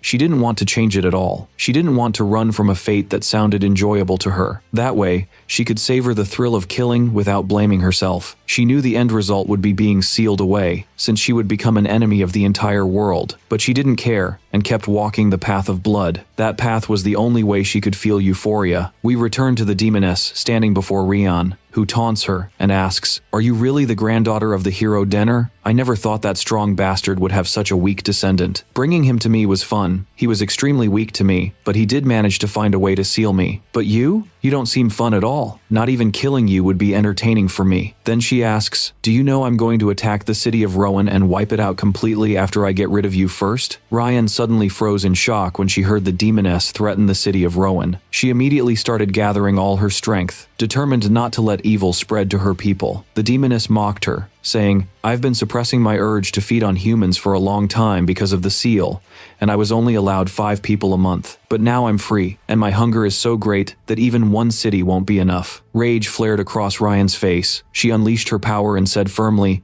I will never let you do that. The demoness looked at her in surprise and asked, so you decided to resist after all? I thought you'd surrender or try to run. But Ryan tightened her grip, summoned her lightning spear, and replied, I can't let you do as you please. I'll end you now and protect my city. She charged forward and stabbed the demoness with the lightning spear, demanding sharply, how many humans will you need now to satisfy your monstrous hunger? You've killed so many innocent people from my people, and I'll end your life along with that hunger." The demoness laughed loudly and said, "Finally, you've come to your senses and decided to fight me. I thought you were boring and that I wouldn't enjoy eating you. I hate feeding on desperate people because my pleasure is weaker. I love devouring them at the peak of their courage." Rian felt confused and wronged, thinking, How is she still alive? I attacked her with everything I had." The demoness laughed and said, "That power won't affect me at all." Suddenly, she released several feral wolves from her body and said, "I really like that glint of despair in your eyes. You finally let go of your courage and chose to give up." Rian was terrified and replied, "I'll die if these beasts hit me." With incredible speed, she dodged the wolves' attacks and pulled away, then shouted, "I'll finish you now."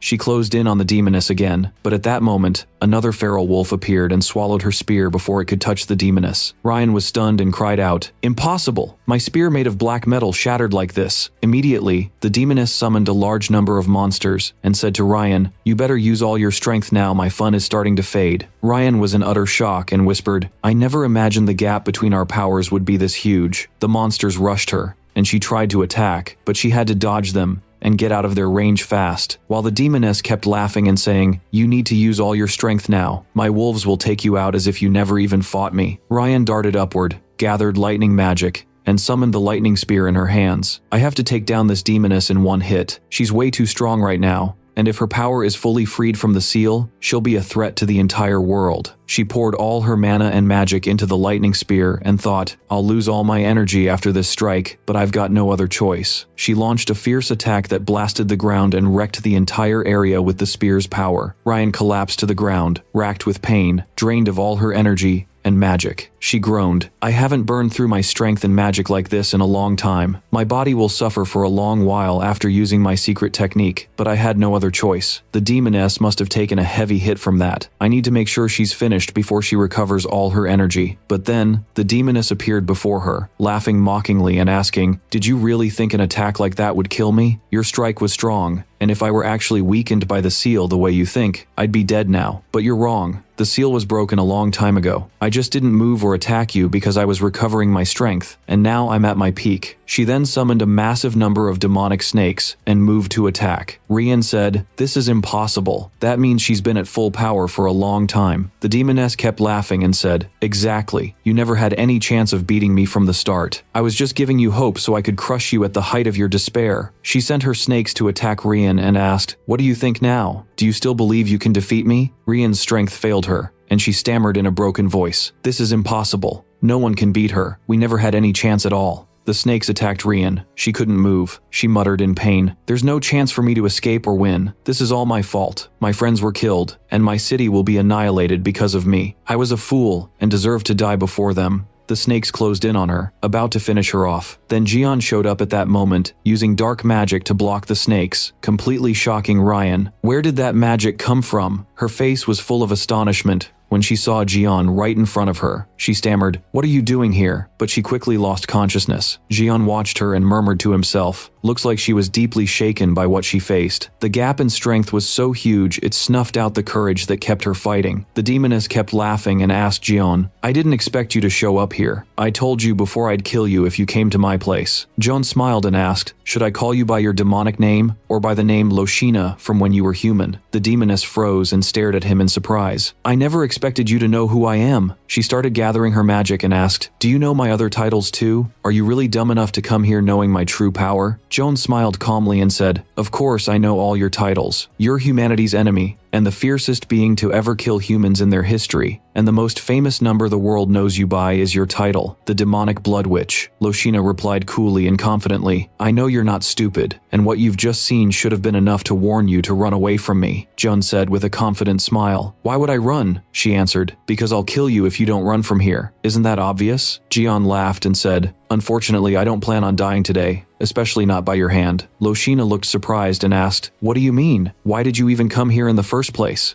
Jian said, "It's simple. I came here to make you submit to me, and from now on, you'll be one of my subordinates." Then he added confidently, "From the moment I arrived in this world, you were always one of my main targets to turn into a follower to achieve my goal. At first I planned to add Ryan to my team, but I decided to let her go because she's not mature yet, and she's supposed to be part of the heroes team. I don't want to mess with his path, because he'll be useful to me in the future. Loshina burst out laughing and said, Are you saying you're going to turn me into your subordinate? You must be an idiot. But I do enjoy entertaining enemies. I'll give you a chance to prove you can do that. She unleashed her power, releasing an army of demonic beasts and sent them at John. Show me what you've got and face me with everything you have. Jian pulled out his storage stone and summoned the spirit of the sacred seal from it, threw it in front of her, activated it in place, and started activating sealing magic on Loshina. Loshina was startled and asked, What are you doing? Joan said steadily, I'm sealing you. I told you from the beginning you'd become my subordinate. In an instant, the two of them were transported into a magical world created by the sacred tablet. Joan said, This magical world was made with the magic in the sacred tablet, and the tablet's function is to harm the soul and the beast that tries to serve it. Here, we'll be trapped in a magical world, and the stronger soul will seal the weaker one. The mage who created this tablet is known for soul-destroying magic. He continued with a crafty smile. I was ready for this fight from the start. That's why I searched for the tablet first and stored it in the storage stone I took from the spy. The sacred tablet has several parts, but I can't store them all, so I only used the core piece. Sure, the magic will be weaker, but it'll get the job done. Loshina laughed again and said, Do you think this old trick will let you seal me again with ancient magic? There's one problem with your plan, she added confidently. I knew what you were going to do, and I've been watching you and your team since the moment you entered the forest. Did you think I let you take the sacred tablet just like that for no reason? I knew you'd use it against me, she said coolly. The answer's simple. It won't work on me. Soul-destroying magic isn't sealing magic like you think. It's an ancient art that consumes the stronger soul to destroy the weaker one. That's why I'm telling you you'll fail, because the spirit of the seal is far weaker than me. Then she continued, That bastard Drainer used tons of tricks to manage to seal me at my weakest moment. But luck doesn't strike twice. I spent centuries sealed in the forest and fortified my soul with demonic magic and massive sacrifices. It's impossible for you to win now. Power surged around her and she asked Jion, So what do you think? Do you really think you can defeat me despite the strength of my soul? I gave you a chance to run and wanted to spare you, but you're a fool and trapped yourself in magic where only one soul survives. You'll lose your life because of this, Jaeon said calmly. I don't even know which soul is stronger. We'll check that now. We won't lose anything. He continued, I always wondered, is the soul inside me really that of the strongest emperor in the world? Or is it just Jaeon's soul carrying memories and a fraction of the power? I'll test my theory now. Others Plainum, he went on to explain, soul destruction, magic compares two souls. Then the stronger soul destroys the weaker one. If my original soul is still inside me, I'll lose this fight now. Lucina laughed loudly and asked, Did you really come here to test your soul and power? You couldn't even beat 7 of the strongest mercenaries together. How do you think you'll beat me? She went on, threatening, I was thinking of letting you live because your power is worth sparing. But you provoked me, so I've decided your life is worthless now. She said that, unleashed her power the next moment, and began summoning a large number of demonic snakes. Do you know how many souls I've stored in my body? She asked Jun, then merged those snakes into a giant demonic serpent, saying, This is my ability, Sangaria Dream, which will absorb your soul and erase it. Lucina attacked Joan with the giant serpent, laughing mockingly as she said, You're finished now. You'll become part of my power, and my soul will crush you. But Jaeon unleashed dark magic in a flash, annihilated the serpent in seconds, and cut off Lucina's hand at the same moment. Lucina stood stunned, staring at her severed hand in disbelief, and said in shock, What's happening? Why was my hand cut off? I'm sure you didn't use a special attack, so why did my ability vanish with my hand? Joan answered calmly, The answer is simple. Snakes can't swallow prey far bigger than themselves. Because of my power and thanks to your soul and our entry into soul destruction magic, I can unleash a large portion of my power without fearing my body will shatter. That's why I can use part of my old power now, and when the Black Star's power is fully released, no enemy can stand against it. Lucina was healing herself as she asked nervously, What did you do? He replied, I think you already know. You're weaker than me now. Lucina got angry and unleashed her magic, shouting, How dare you end it like this? I'll finish you now, Jaeon said coldly. You talk too much. You're a waste of time. Then he attacked her with full force,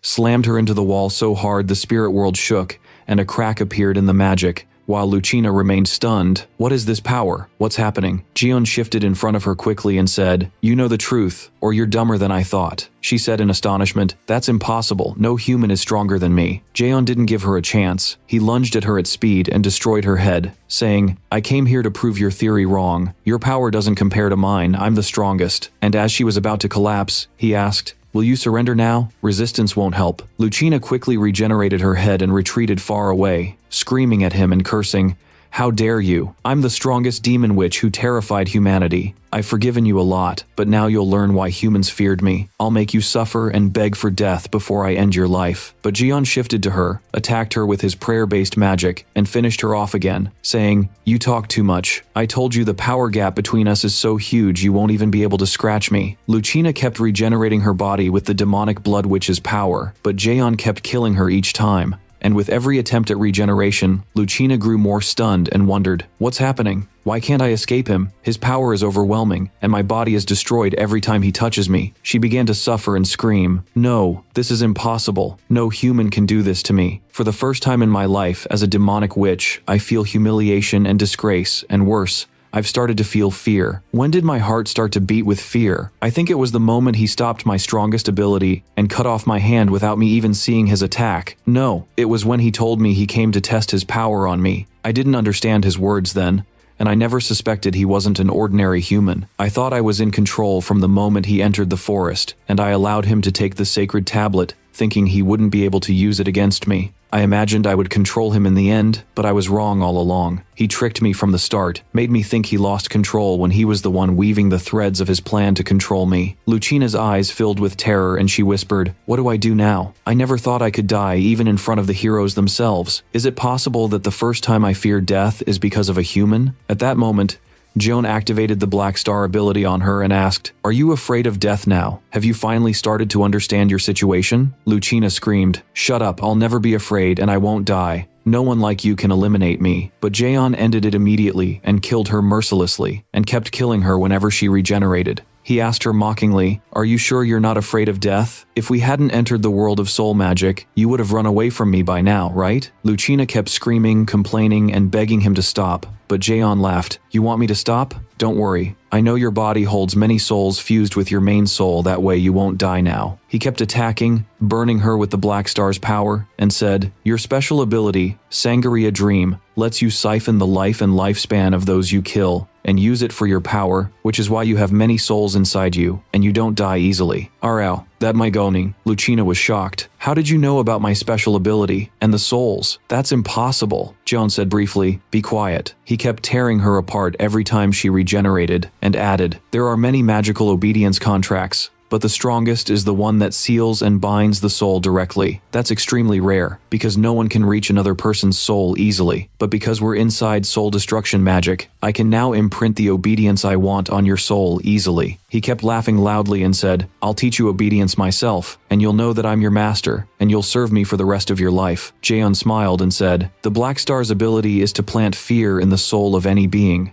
and I'll use this power to turn you into my servant." He kept laughing and addressed Lucina. "All that happened is you only lost a fraction of the souls you possess, and I haven't even reached a quarter of them. I'll keep killing you over and over until I reach half the souls, then we'll talk." Moments of brutal fighting passed inside the world of soul destruction magic, and when the battle finally ended, Jian emerged victorious from the magic. He found himself in the same place he had entered from and said, watching things around him, "Looks like not much time has passed since I entered the spirit world. Ryan is still asleep on the ground. I think I was only there for 5 minutes." He glanced toward Lucina, who was still suffering from what he did to her in the spirit world. He thought to himself, "I've engraved the obedience contract directly onto her soul. It's not the perfect contract I wanted, but it does the job. I intended to root obedience deeper into her soul, but the soul destruction magic couldn't withstand the Black Star's ability and broke quickly. The important thing is, I managed to do it. If I hadn't intervened and defeated Lucina, she would have unleashed her power as a chaos demon witch, spread ruin across the world, and caused many disasters for the kingdom and the hero. Now I'm changing the future again." Lucina finally came to, watching Joan in astonishment and muttering, "This is impossible. I was defeated. For the first time in my life I felt this fear in front of a human, and worse, he engraved an obedience contract onto my soul itself. Where did this bastard get such overwhelming power? I've never faced a human this strong before." Despite her bitterness, she started laughing and said to him, "I'm now bound to obey you thanks to the contract, but I promise you, the day will come when I lift this shackle from my soul, and my full power returns, and then I'll finish you off in the worst way possible. I promise you that as the strongest demon witch on earth." Jian smiled and said, "Fine. If you're ever able to hurt me, I'll welcome any attempt when you free yourself from your contract." He added, "And by the way, from now on you will address me." Lucina paused, looking stunned, and said to him, "Fine, I admit that you are my master." Then she stood before him and said, "Since you're my master now, I have a question." John was surprised and said to her, "What do you want? We need to leave here, I have a lot to do." "And we'll tent." She answered, "Actually, I just wanted to let you know that I love killing. That's my nature and my fate. I can't go against it even if I tried. My menu includes all living and non-living beings, and I prefer the strongest among them." Then she looked directly at him and asked, "Since you're my master now, how many will you allow me to kill? You have to supply me with victims to satisfy me." Jion laughed and reassured her, "Don't worry, as long as you're with me, you'll be supplied with a number of victims you couldn't have imagined your entire life." Days passed, and one day Baron Ryan came to Ryan, who had returned to her palace. He asked her worriedly, "Are you going to stay like this for long?" Ryan didn't answer and was extremely upset, so he said to her, 3 days have passed since we found you unconscious outside the Black Forest. We inspected the forest and found traces of a massive battle, and we didn't find any of your friends who entered the forest with you. Since you came out of there, you haven't spoken to anyone and refused to tell us what happened to the witch or your team." Rion left her and said, "Rest or at least eat something. Your health is important, and you need to recover." Ryan stayed sad, repeating to herself, "Everything that happened was because of me. I entered the forest with my friends, despite my weakness, and didn't assess the situation properly, and they all died because of me. I can't believe the people I lived with my whole life ended like this, because of my recklessness and my desire to take down a power far beyond us." Then she spoke to herself with determination, "No, I won't let their sacrifice go to waste. I must become stronger and I won't be defeated again no matter who my opponent is." She added, "I'm sure the demonic blood witch is still alive. I felt a link between us when she attacked me, and that link is still there, which means she's still alive. I promise I'll get stronger, I'll find her, and I'll avenge everything she did, since all that happened was my fault." She suddenly wondered, "And what about John? I don't know anything about him since I left the forest. Is he still alive, or did the witch kill him before me? No, I saw his power with my own eyes, and I'm sure he's still alive. There's no way he'd die at the hands of that demon witch. I really hope to see him again, but before that I have to be much stronger so I'm not a burden on others." Meanwhile, we switch to Elena, the branch director of the Moon's Eye organization, who was receiving a report from her followers about the events in Rion County and what happened with Jian there. Elena asked her assistant, "Is this news true?" He replied, "Yes. Our best spies watched the strange man who showed up recently and compiled this report." Elena listened and then said in surprise, "According to the report, the Black Forest disappeared along with the evil that inhabited it.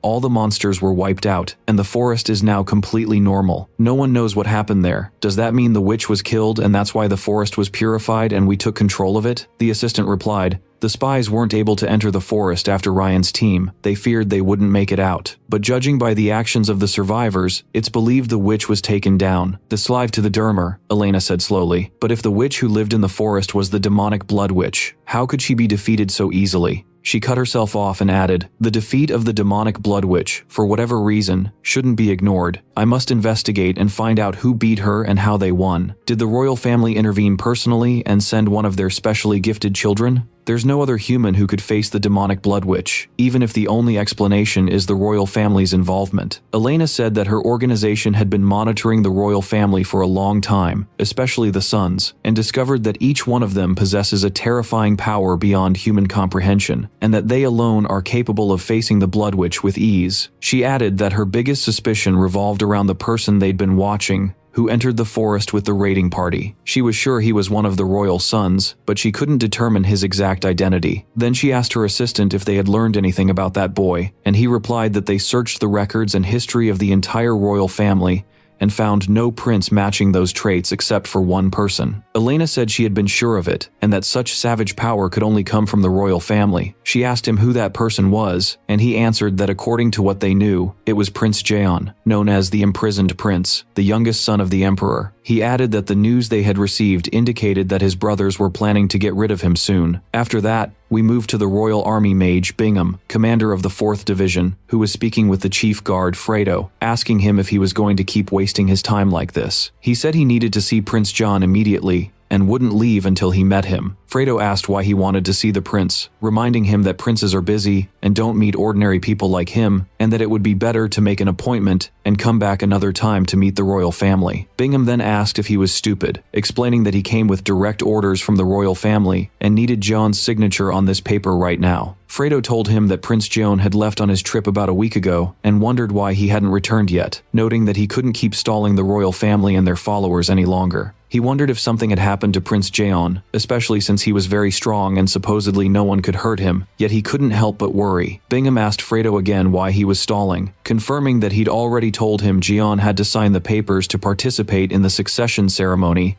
and that this was his last chance or he'd be permanently excluded from the succession. He told him to deliver the papers to Jaeon immediately, or else he would return and report to the royal family that Jaeon had withdrawn from the ceremony. Fredo asked why this delegation even existed, insisting that no prince had ever signed papers to participate before, and that Jaeon had already told them he would join the ceremony like the rest of his brothers, so why insist on a signature? Bingham kept laughing, saying he was sure Jaeon didn't want to participate. He added that he'd been waiting to meet Jaeon for 3 days, and every day the guard told him Jaeon was busy or sick, or gave some excuse to prevent him from meeting him. He was sure Jaeon was in the palace but was deliberately avoiding him, or maybe he'd already run away from the palace. The rest of his brothers were at the main palace, while he alone was at the exile palace, because he'd been kicked out of the main palace for being weak. He explained that if Jaeon tried to leave his palace, he would have to notify the royal family first, so either he was dodging him or had already fled. He kept laughing, insisting he would prove to the royal family that Jaeon was either avoiding his responsibilities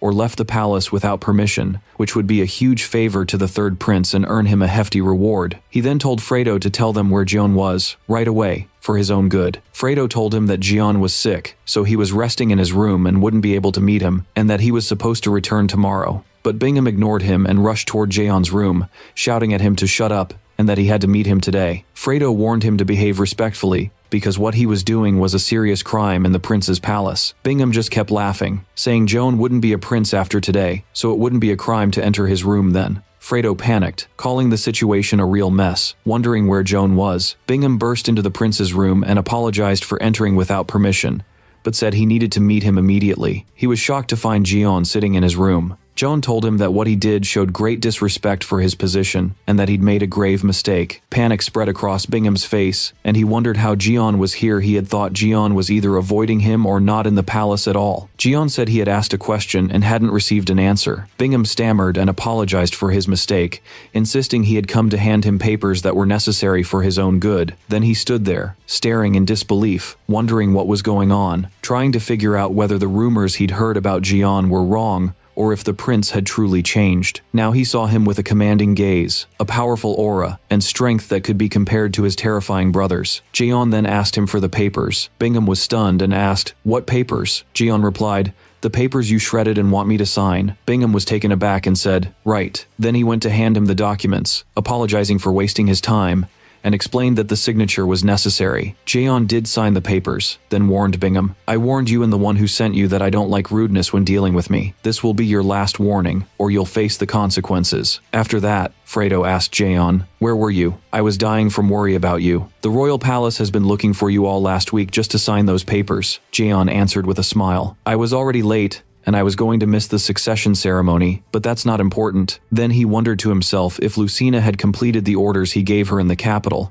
and reassured himself that she was supposed to return before the ceremony started. Jaeon then asked Fredo, "Did you prepare what I asked for before I left on my trip?" Fredo said, "If you mean the ghoul's heart that you received as a gift from Princess Evelyn, it's already been prepared the way you asked." Jaeon replied, "Now's the right time to absorb the power of the ghoul's heart. I had to wait a while because the process I explained to them is difficult, but the wait was worth it. By absorbing the heart, I'll greatly boost this weak body's strength and my mana as well. This way, I'll be able to reach 2 levels of Black Star power before the succession ceremony. That's really important for carrying out my plan smoothly." Meanwhile, we switched to the assassins' hideout, the ones who were attacking Jaeon in his palace. Their leader was talking to the group, saying that the person who hired them to assassinate Jaeon was furious about their failure, especially after they botched it twice in a row, which was only natural since he paid a lot of money expecting success. His assistant said, "According to one of the assassins who managed to escape from Jaeon's palace, there's someone very strong protecting Jaeon from any attacks." One of the assassins who overheard asked, "Why would anyone risk their life to protect someone cast out by his own family? Even his family abandoned him, so what's the point of defending him?" The leader replied, "I don't know, and I don't care. We have a job to finish. We need to find a way to deal with that mysterious protector. Get ready, we're attacking tonight. If we don't finish the job, we won't get paid, and we'll be hunted." They answered, "All right, We'll prepare all our followers and head to Jaeon's palace in 2 hours. We'll go all out this time, the leader said. Get ready now. Everything you need is available, and we'll attack as soon as preparations are done. One of his followers asked, I heard Jaeon will take part in the coronation ceremony. Doesn't that mean the royal palace will protect him? The leader answered confidently, Don't worry, the person who hired us will help us as usual and open a direct path to Jaeon with no interference from the royal guards. Another follower asked, Who is the person who hired us? If he's that strong, why didn't he do it himself? The leader attacked that follower with a dagger and killed him,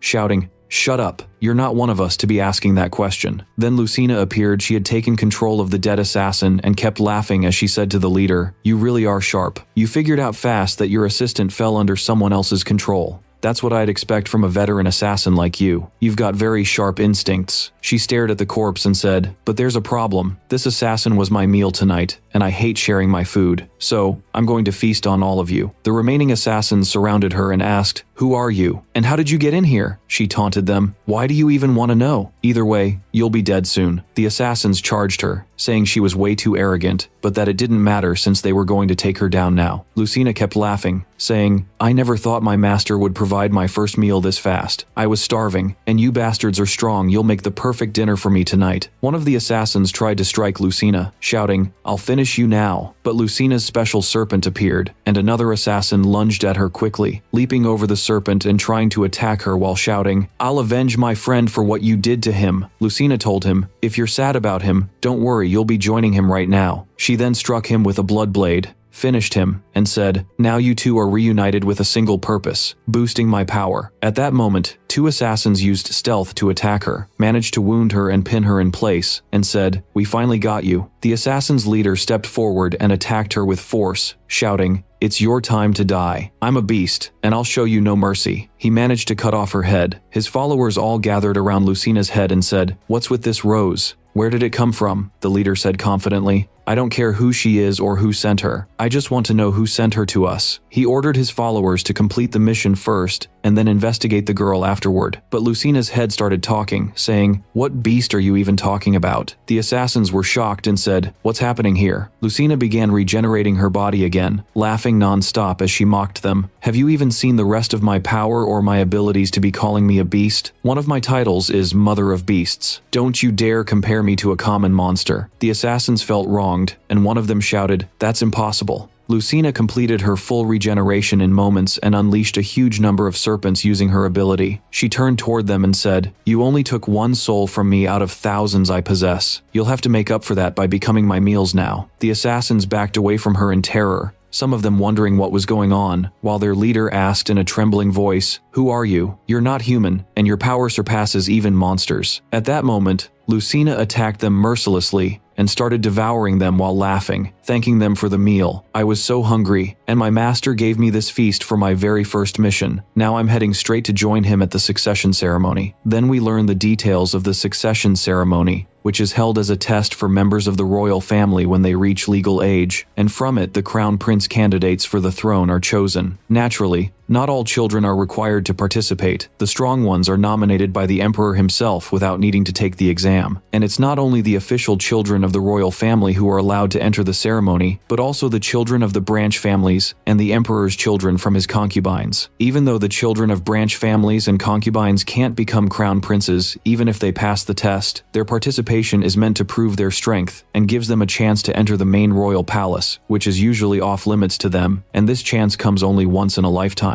At that moment, the scene shifts to the palace, where the succession ceremony will be held. There, 2 children of the branch families are talking together, a girl speaking to her relative or brother, saying, I didn't expect you to participate in the ceremony. We learn that the boy's name is Vale Eunice, and he replies, I didn't expect to see you here either, Lynat. Lynat says to him, I'm someone who likes to seize opportunities, so I have no choice but to participate. And we find out her full name is Lynat Eunice. Lynat says, I couldn't believe the coronation ceremony would be held this year. I thought they would cancel it. Vale said, it could have been cancelled, but because the exiled prince is participating, they decided to hold it. Lynat laughed and said, I never expected the worst prince in the history of House Agnes, who brings shame to his family, to take part in the ceremony. Vale said, if the rumors about his failure are true, what makes him participate in the first place? I really don't understand anything. Lynat told him, By participating like this, it's like he's almost sentencing himself to death. I think either he was forced to join, or someone pressured him so they could get rid of him. She added, an emperor must have qualities that set him apart from everyone else. He has to be highly intelligent, able to distinguish truth from lies, have a strategy to make the kingdom flourish, and of course possess overwhelming strength over allies and enemies alike. King Agnes, I set up the succession test so that only those who deserve it compete for the throne. I heard no prince has died during a coronation ceremony because the royal family usually intervenes to protect them, but I think Jaeon will be their first victim, and that suits us perfectly so we can gain fame at his expense. Vale said, he lives like a rat now, even though everyone knows him. Lynette said sarcastically, he's very late. It's obvious he won't participate. This will be the first succession ceremony with no legitimate prince in attendance. The rest of the participants were laughing, saying they would finally get the fame without a prince stealing it from them,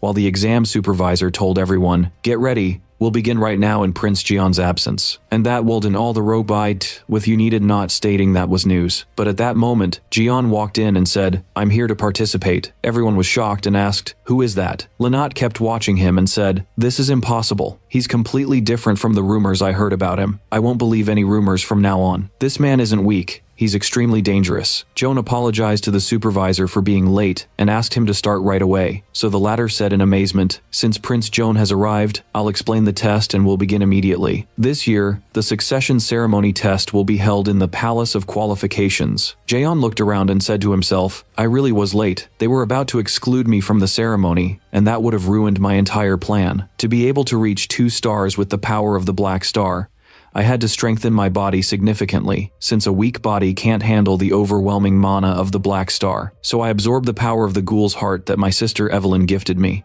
As soon as his physical strength increased after absorbing the ghoul's heart, he was able to easily upgrade the Black Star to 2 stars. After that, John started thinking about the type of test that awaited him, and mentioned that the novel he read actually starts after Jeon is killed by the assassins who attacked him in his palace, and for that reason, the royal family cancelled the succession ceremony for a while. Joan observed all the participants in the test, and he was able to read their emotions, finding that most of them either doubted him or mocked him, while some pitied him thinking he would die in this test, and that not a single person believed in his strength. He told himself he expected this from them since they all knew the rumors about the weakest imprisoned prince, and he intended to prove them all wrong, though some of them had already seen a glimpse of his true power. Meanwhile, the supervisor Henry was talking to everyone at that moment, explaining that their test was very simple. The palace consists of several floors, and only the first 3 to reach the top floor will pass the succession ceremony. He explained that there are supervisors on every floor to monitor and ensure the participants' safety if needed. He asked them to start immediately and wished them luck, and stressed that they should be careful in this challenge because it wouldn't be easy for most of them. Then left, telling them to choose the gate leading to the upper floors carefully, pointing out that luck is an important factor too, since each floor differs depending on the person who enters it. Joan noticed this and said to himself that he was sure the supervisor would never explain the details of the test's nature, and he also expected that plans were being schemed behind the scenes. We then move to Henry as he goes up to the floor he'll supervise, where he was surprised by John's drastic change. He had met him a month ago, and he was a completely different person, so weak and scared that he wouldn't look anyone in the eyes, keeping his head lowered to the ground even in front of the guards. During training, he would fall to the ground just from being touched or sensing the intent to fight. He had no skill in dueling, and no magical ability befitting members of the royal family. Henry kept telling himself he couldn't believe he had changed that much in such a short time. Now he radiated an overwhelming, powerful aura, and his body had improved greatly, and he was no longer as weak as he used to be. He wondered about the secret of this sudden transformation. Had his power awakened late, or was something else going on? But he asserted that none of that mattered. The entire succession was just a trap to execute Jaeon by order of the royal family itself, and many princes and retainers wanted him dead because his presence is a disgrace to them, even though his weakness poses no threat. Thus, everyone decided that Jaeon would die during this ceremony no matter how strong he was, and even if he guessed the shape of the test, he wouldn't be able to overcome it. He also explained that many participants from the branch families would be killed as well, so that no one would suspect the truth of what happened. Those were the orders everyone received. The scene returned to Jaeon, who watched all the participants rush toward the gates that led to the upper floors, repeating that they had to hurry since only the first 3 would pass, and there were 3 gates with only 1 winner per gate. Lynette ran toward the gates with them, determined to win, but she suddenly stopped, watching Jaeon in surprise because he hadn't moved from his place, and she asked herself why he wasn't moving. At that moment, Vale called to her and asked why she'd stopped, insisting he would go in and get ahead of her if she didn't move right away, and insisted he would be among the winners. Then he ran and entered the gate in front of him, so Lynette quickly caught up with him, saying she would enter with him and had no choice but to win too. Meanwhile, Jaeon waited until the others had chosen their gates, and when the hall was empty, he chose one of the doors and went in, telling himself that rushing in tests like this is often a mistake, even if you're confident in your strength. Jaeon moved forward, thinking about the possible tests the organizers had prepared, wondering what their real purpose was in testing the new emperor's qualities and strength, and feeling like there was something he still didn't understand. He reached a strange door, and as soon as he passed through it, it closed behind him. At that moment, he sensed his surroundings and heard a sound like running water, but it wasn't flowing water, it was more like a strange buzz. He checked the ground and was shocked to find a massive number of flesh-eating insects heading toward him to attack him. Joan kept wondering what was going on and said to himself, "This isn't a test. Any normal person would die the second these insects touched them." He then wondered if they had changed the exam for the other participants, or if they had invented a way for them to bypass the insects. He confirmed to himself that he could get past the insects easily, using his intelligence and movements, but he didn't intend to do it the usual way, especially now that he possessed 2 black star powers, and he needed to test his new strength and show it off in front of everyone. At that moment, he started using his black star ability and said, "Having 1 star made me a strong person, but now having 2 stars is a massive difference in power." He immediately used his ability, Sea of Darkness, covering the entire ground with his darkness and destroying the insects that attacked him. He added, "The presence of my darkness erases any other existence, and I'm the only one who doesn't perish within it." He kept moving forward until he reached the other end of the hall. He wondered out loud if the supervisors were watching him, and he confidently asserted that they were baffled now and didn't understand what was going on. He told himself he could imagine their situation right now. They were definitely trying to report to the royal palace to figure out what kind of power he was using, but they wouldn't understand the truth no matter how hard they tried. Jaeon continued forward until he reached the next floor, and was surprised that the second test was a massive maze. At first, he thought it was easy, and that he'd enter through the maze door and start immediately, but suddenly he noticed someone approaching him quickly. Jaeon instantly knew the test wasn't just a maze. That person attacked him, and Jaeon dodged his strike quickly and skillfully, then watched him to realize he was a Death Knight. He was astonished. Since when does the royal family use zombies in the succession ceremony? Either they've lost their minds, or they don't want anyone to succeed this year. The knight lunged at him quickly, trying to strike him, and Jaeon kept dodging lightly, then used his special ability, Dark Vision, to see the zombie's heart and source of energy, saying with focus, "I finally found it." The zombie's body shifted in front of Jaeon suddenly, so Jaeon halted the knight's movement with his ability and dark magic, then attacked him and destroyed his body completely, saying, "You're strong, but you're no match for me." But it wasn't over. A large number of dark knights appeared in front of him, ready to attack. Jaeon laughed and said, "I was sure there was something wrong here." He unleashed more dark magic and said to them, "If you want to catch me this badly, you shouldn't reveal your intentions so foolishly." He confirmed they were idiots for showing all their cards one after another. Jaeon kept watching them destroy everything around them, thinking that his siblings really were plotting something against him, and that's why Evelyn told him not to participate. But he had never expected them to carry out an assassination plan like this. It was outright betrayal against a royal prince. The Death Knights started surrounding Jaeon from all directions, getting ready to attack. Jaeon thought, "My brothers are trying to reduce the number of candidates for the throne as much as possible, and I'm the only one who can compete in the war of succession in this ceremony, so they're looking for a quick chance to get rid of me. They used the insects and then the Death Knights, so no witnesses would remain to my death." He continued, laughing. "It's a reckless and clever plan at the same time, but the only mistake is, they think I'm that weak." He unleashed his power and said,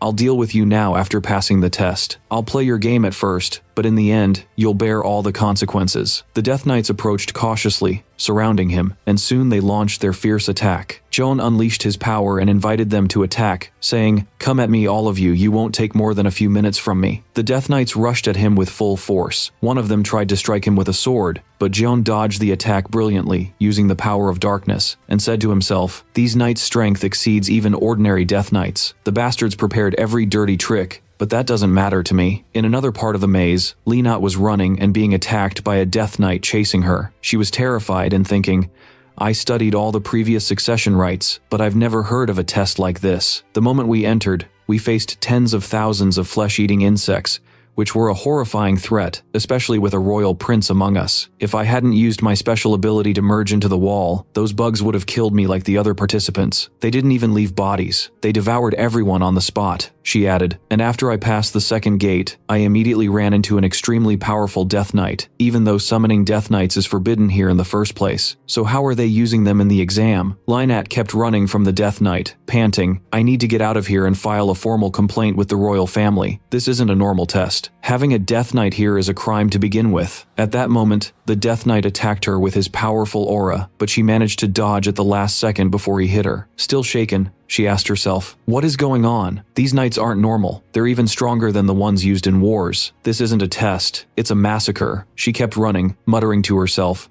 the royal family has to take responsibility. Like this. They're killing the children of the participating families, and even their own prince, John. This is a huge shame on them. While she was fleeing, she finally reached the end of the maze, and suddenly, a massive wall appeared, separating her from the Death Knight. She stood there stunned and said, I got away at the last second. I couldn't have run any farther than this. Suddenly, she was shocked to find John beside her, fighting a large number of Death Knights. She was stunned, wondering what was going on and why there were so many knights around Prince John. She said to herself, I barely survived one night by luck. How is he supposed to face all of them alone? At that moment, one of the Death Knights attacked Jaeon, and he quickly dodged the strike. Lynat was stunned and said, how is he dealing with that speed? All the Death Knights rushed at John to attack him with full force, but he easily dodged all their attacks thanks to dark magic, which shocked Lynat even more. She said, he isn't just handling their attacks, he's controlling the fight and winning too. She watched in amazement, muttering, his movements aren't those of someone scared. He's playing with them like he's dancing. I've never seen moves like this in my life. What's happening here? She remembered the rumors she'd heard. I heard the royal family treats Jaeon like a worthless animal. So why is he this strong? How did his strength increase so fast? There's no way he learned all this in a few months. It seems he was hiding his power from everyone, even his family. Is this a plan to seize the throne? Or does he have a much more dangerous goal that makes him deceive his entire family, letting them despise him and plot his assassination? How does he have the guts and courage to hide such overwhelming strength and let them treat him with such contempt for the sake of his plan? Back to Jaeon, who kept fighting the Death Knights. He said to himself, simple attacks won't work against enemies like these. I need to use my magic. They have strong physical reinforcement. He started using Dark Storm, attacking the remaining knights and hitting them. Then he watched the storm's effect and said, Dark Storm is a curse-type strike. I've now removed their physical reinforcement and magic defense so I can finish them off easily. After that, he reinforced his body with magic, dashed at one of the knights with his bare hand, and finished him off quickly. He said, this is the fastest way to deal with them. At that moment, another knight tried to attack Jaeon with his sword, but Jaeon noticed the strike, dodged it easily, backed off, then used dark magic to attack the knight and destroy him. He said to himself, it's been a long time since I trained against real monsters. This is good training to improve my physical strength, but unfortunately, I don't have enough time. Then he attacked the knight with dark magic and destroyed him completely, adding, they're strong, but they're no match for my power. Suddenly, another Death Knight appeared behind John, trying to attack him. Joan said,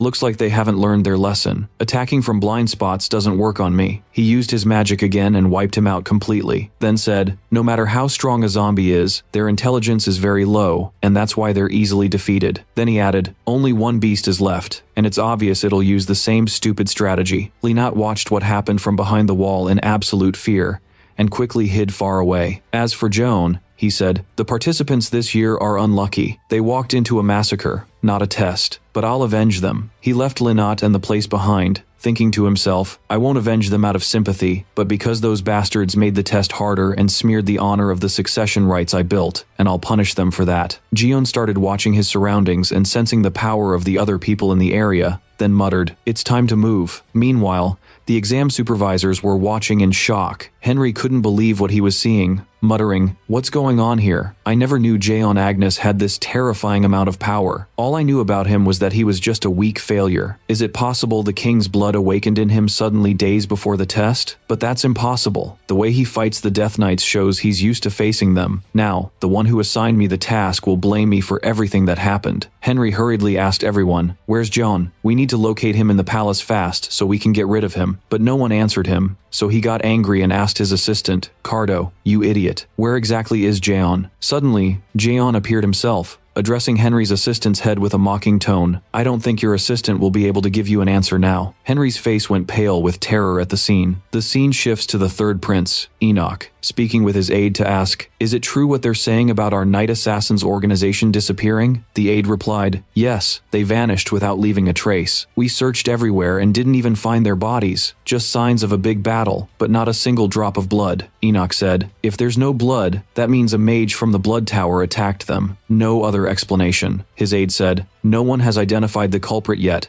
but we're looking for whoever did it and we'll find them soon. Enoch sighed. I didn't expect to lose such a valuable card like the Night Assassins. They were responsible for all our dirty work until now. Things started spiraling out of control ever since we tried to get rid of Joan. If Joan succeeds in the succession rites, it'll be a huge crisis, because his mother will strongly support him to become the next emperor. Could he really be this lucky? Or was he hiding his strength from the start and playing us all? Now I hate him not because he's a disgrace or weak like I used to, but because I don't understand him, and he's a threat to all of us. Then he told his aide, use all our connections with the exam supervisors. Make sure John doesn't come out of this test alive, even if it means killing him with our own hands right here. Back to the present, Joan storms into the supervisor's secret room, and everyone stands there stunned, wondering, how did he show up here? This is a secret room. Henry asked them, what are you doing? Attack him now. We can't let him live. Henry was terrified, muttering to himself, I don't understand how he found the secret room, but now we have to get rid of him before anyone witnesses anything. I'll call on the third prince's influence to save us. But Jeon didn't give them a chance. He attacked one of the supervisors next to Henry with dark magic and killed him instantly, then grabbed another and said to him, you've now announced your crime, attempting to assassinate a royal prince and tampering with the succession rites, both crimes punishable by death. Then he seized him brutally and killed him. He turned to Henry and said, you picked the worst person to mess with. You're all going to die without mercy, because I don't have any to begin with. Zastav learned.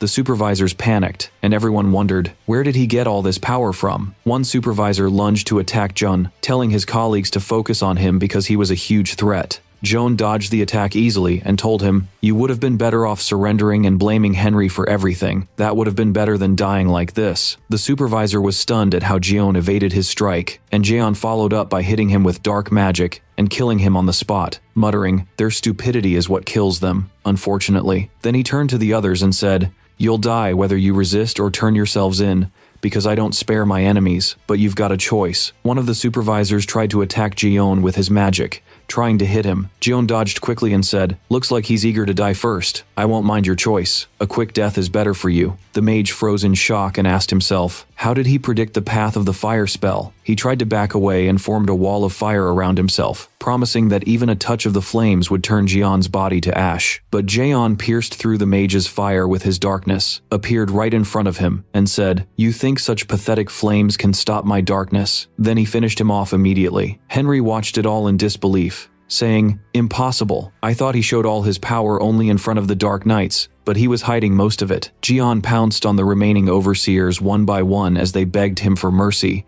but he showed no compassion and finished them off in front of Henry. Henry broke down completely in terror and shouted, impossible. We can't even touch this creature. He's not human like us. He's a monster. Jeon told them, I know you were carrying out one of my brother's orders to assassinate me, but you were stupid. You should have feared me, not my brothers. I'm the real terror in this world. Henry trembled and collapsed to the ground, pleading, please, I realize my mistake. I'll tell you everything about the prince who ordered us to kill you. Jeon smiled coldly and said, I don't need your information. Henry was shocked and shouted, why? Jeon lunged at him and killed him with his darkness, saying, I already know who attacked me. No need to hear it from you. Jeon checked the place after wiping everyone out, and when he noticed one of the overseers still pretending to be dead, he said coldly, how long are you going to play dead? I don't have time to play with you. The overseer was startled, then suddenly transformed into a huge demonic beast and said to Jeon, I'm honestly shocked you managed to uncover my identity. I lived in this palace and no one detected me, not even the strongest princes. Looks like you really did hide your power from everyone. Jeon said he felt demonic energy from this overseer when he destroyed his heart and knew then he was a disguised monster. And he also realized this demon was stronger than the last beast he fought. The demonic fiend started laughing and asked Jeon, aren't you surprised a hidden demon showed up in the royal palace? Seems like you knew we infiltrated the place. He added that he was planning to escape quietly but changed his mind and decided to ask him a lot of questions. decisions. Jian released his power and said, "You're wrong. No one makes decisions in my presence. As long as I'm here, the decision is always mine alone. You'll understand that very well now." At that moment, we switch to Lynette, who's looking for Jian, wondering, where did he disappear to? He left the moment I ran away from him. I have to find Jian. He's the only one who can save me from this terrifying trial. Why did he vanish after taking out the Death Knights? Why didn't he talk to me? I'm sure he saw me. Suddenly, someone appears, and Lynette is terrified, so she attacks quickly, but he dodges with ease. It turns out to be Vile. Vile said to her, "You shouldn't attack everyone you see like that, especially if you're not sure they're an enemy." Lynette was surprised and said, "I thought you died during the trial." He replied, "I also thought you lost your life on the first floor." Then he asked if she'd seen Jian anywhere. She told him she was sure he was still alive, that this trial was strange and terrifying, and that their rescue depended on Jian alone. Vile said, "What do you mean? Have you finally lost it? It's impossible for Jian to be the strongest." Lynette insisted, "Jian is the strongest person I've ever seen in my life, and we have to find him so he can help us." Vile asked in astonishment if she really meant what she was saying. We go back to Jian, who had already defeated the demon and injured him easily. The demon shouted, "How were you able to touch me like that? We're above worthless, insignificant humans." Jian watched him and thought to himself, "This beast is stronger than the one I took down in my palace, but he's way weaker than the mid-level monster mentioned in the novel, and his regeneration is much weaker than Lucina's, though that's not a fair comparison." He thought he'd drag out the fight a bit to learn more about their abilities, but decided to rush the end because the guards were about to arrive, and he didn't want to reveal details about his power yet. The beast noticed that and gathered all his strength, saying, "You fool! You're giving me a chance to regain my power." He rushed to attack Jian violently, yelling,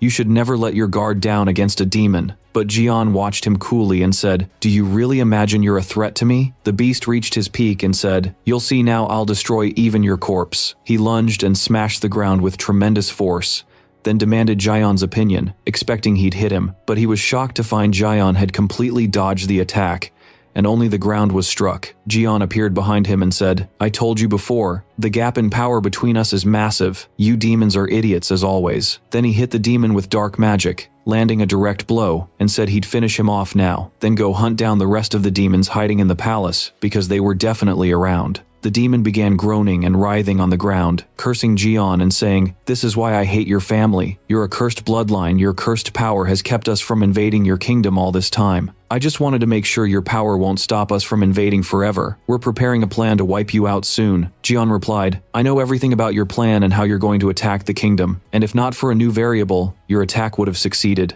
And that variable is me. I'm the one who's going to wipe you all out." Then he destroyed the demon's mana crystal, so it couldn't contact other demons or regenerate again, and added, "That's my business here finished. Time to leave the palace." At that moment, Vile arrived with Lynette. Vile stood there stunned by the scene and asked Jian, "What's going on here? How is a demonic beast showing up in the royal palace? That's impossible." Jian looked at Vile and Lynette and said dismissively, "Is that how you talk to a prince? And I didn't give you permission to enter in the first place." The two of them panicked and bowed to him quickly, apologizing. Vile said, terrified, "You made a massacre here. You took out all the overseers and that demonic beast with them. What kind of power do you have to pull this off?" Jian ignored them for a moment, then turned to Lynette and said, "I declare you number 2 inches the trial." Then he looked at Vile and said, "And you're number 3 inches this trial." He left them and walked away, congratulating them on passing the royal succession ceremony, assuring them they were strong and deserved the ranks they got. Both were terrified, but they thanked him nervously. Jian suddenly stopped and said in a warning tone, "By the way, there's something you need to know. Everything that happened here regarding the overseers and the demonic beast and taking them out stays a secret between us. I expect you to keep it that way, for your own good." They answered in a panic, "Of course, we won't tell anyone, and we didn't see anything. We got here after everything ended anyway." Jian left the place, heading toward the main royal palace. As he walked, he said to himself, "My old clothes were more comfortable anyway, but Fredo insisted I wear the formal outfit." He was so happy and said he'd be relieved now and could rest. Jian knew the royal family had heard about the tampering with the succession ceremony and had launched a massive investigation into it, to the point that they ignored the demon who appeared in the palace, since the betrayal hit them harder. He took out the magic protection bracelet and examined it for a bit, saying, "This bracelet is a gift from Priscilla. She said our engagement hasn't been officially broken off yet, so she had to give her fiancé a gift for passing the succession ceremony." He found her behavior strange and asked why. She replied that she knew she was annoying, but if it was an attempt to stay in the palace, he wouldn't allow it. He confirmed she really was annoying, and no longer engaged to him. Jian muttered, "Speaking of annoying people, there's someone even more annoying who's been tailing me lately." Evelyn appeared in front of him and asked in surprise, "What are you doing here? I can enter the palace by myself." She smiled and asked, "Did you see the real succession ceremony with your own eyes? Did you witness what happened to the overseers or the demon?" Jian played innocent and said, "When I reached the end of the trial, I found the overseers and the demon already dead. I think the demon was hiding among the overseers, and they wiped each other out." Evelyn said, "I felt the energy of a powerful demon crying for help in the Palace of Qualifications during the succession ceremony. Then I sensed the same energy in the palace after the attempt on your life. For think it is not to." Jian feigned ignorance. "I don't know what you're talking about. I think you're mistaken." She smiled and said, "Anyway,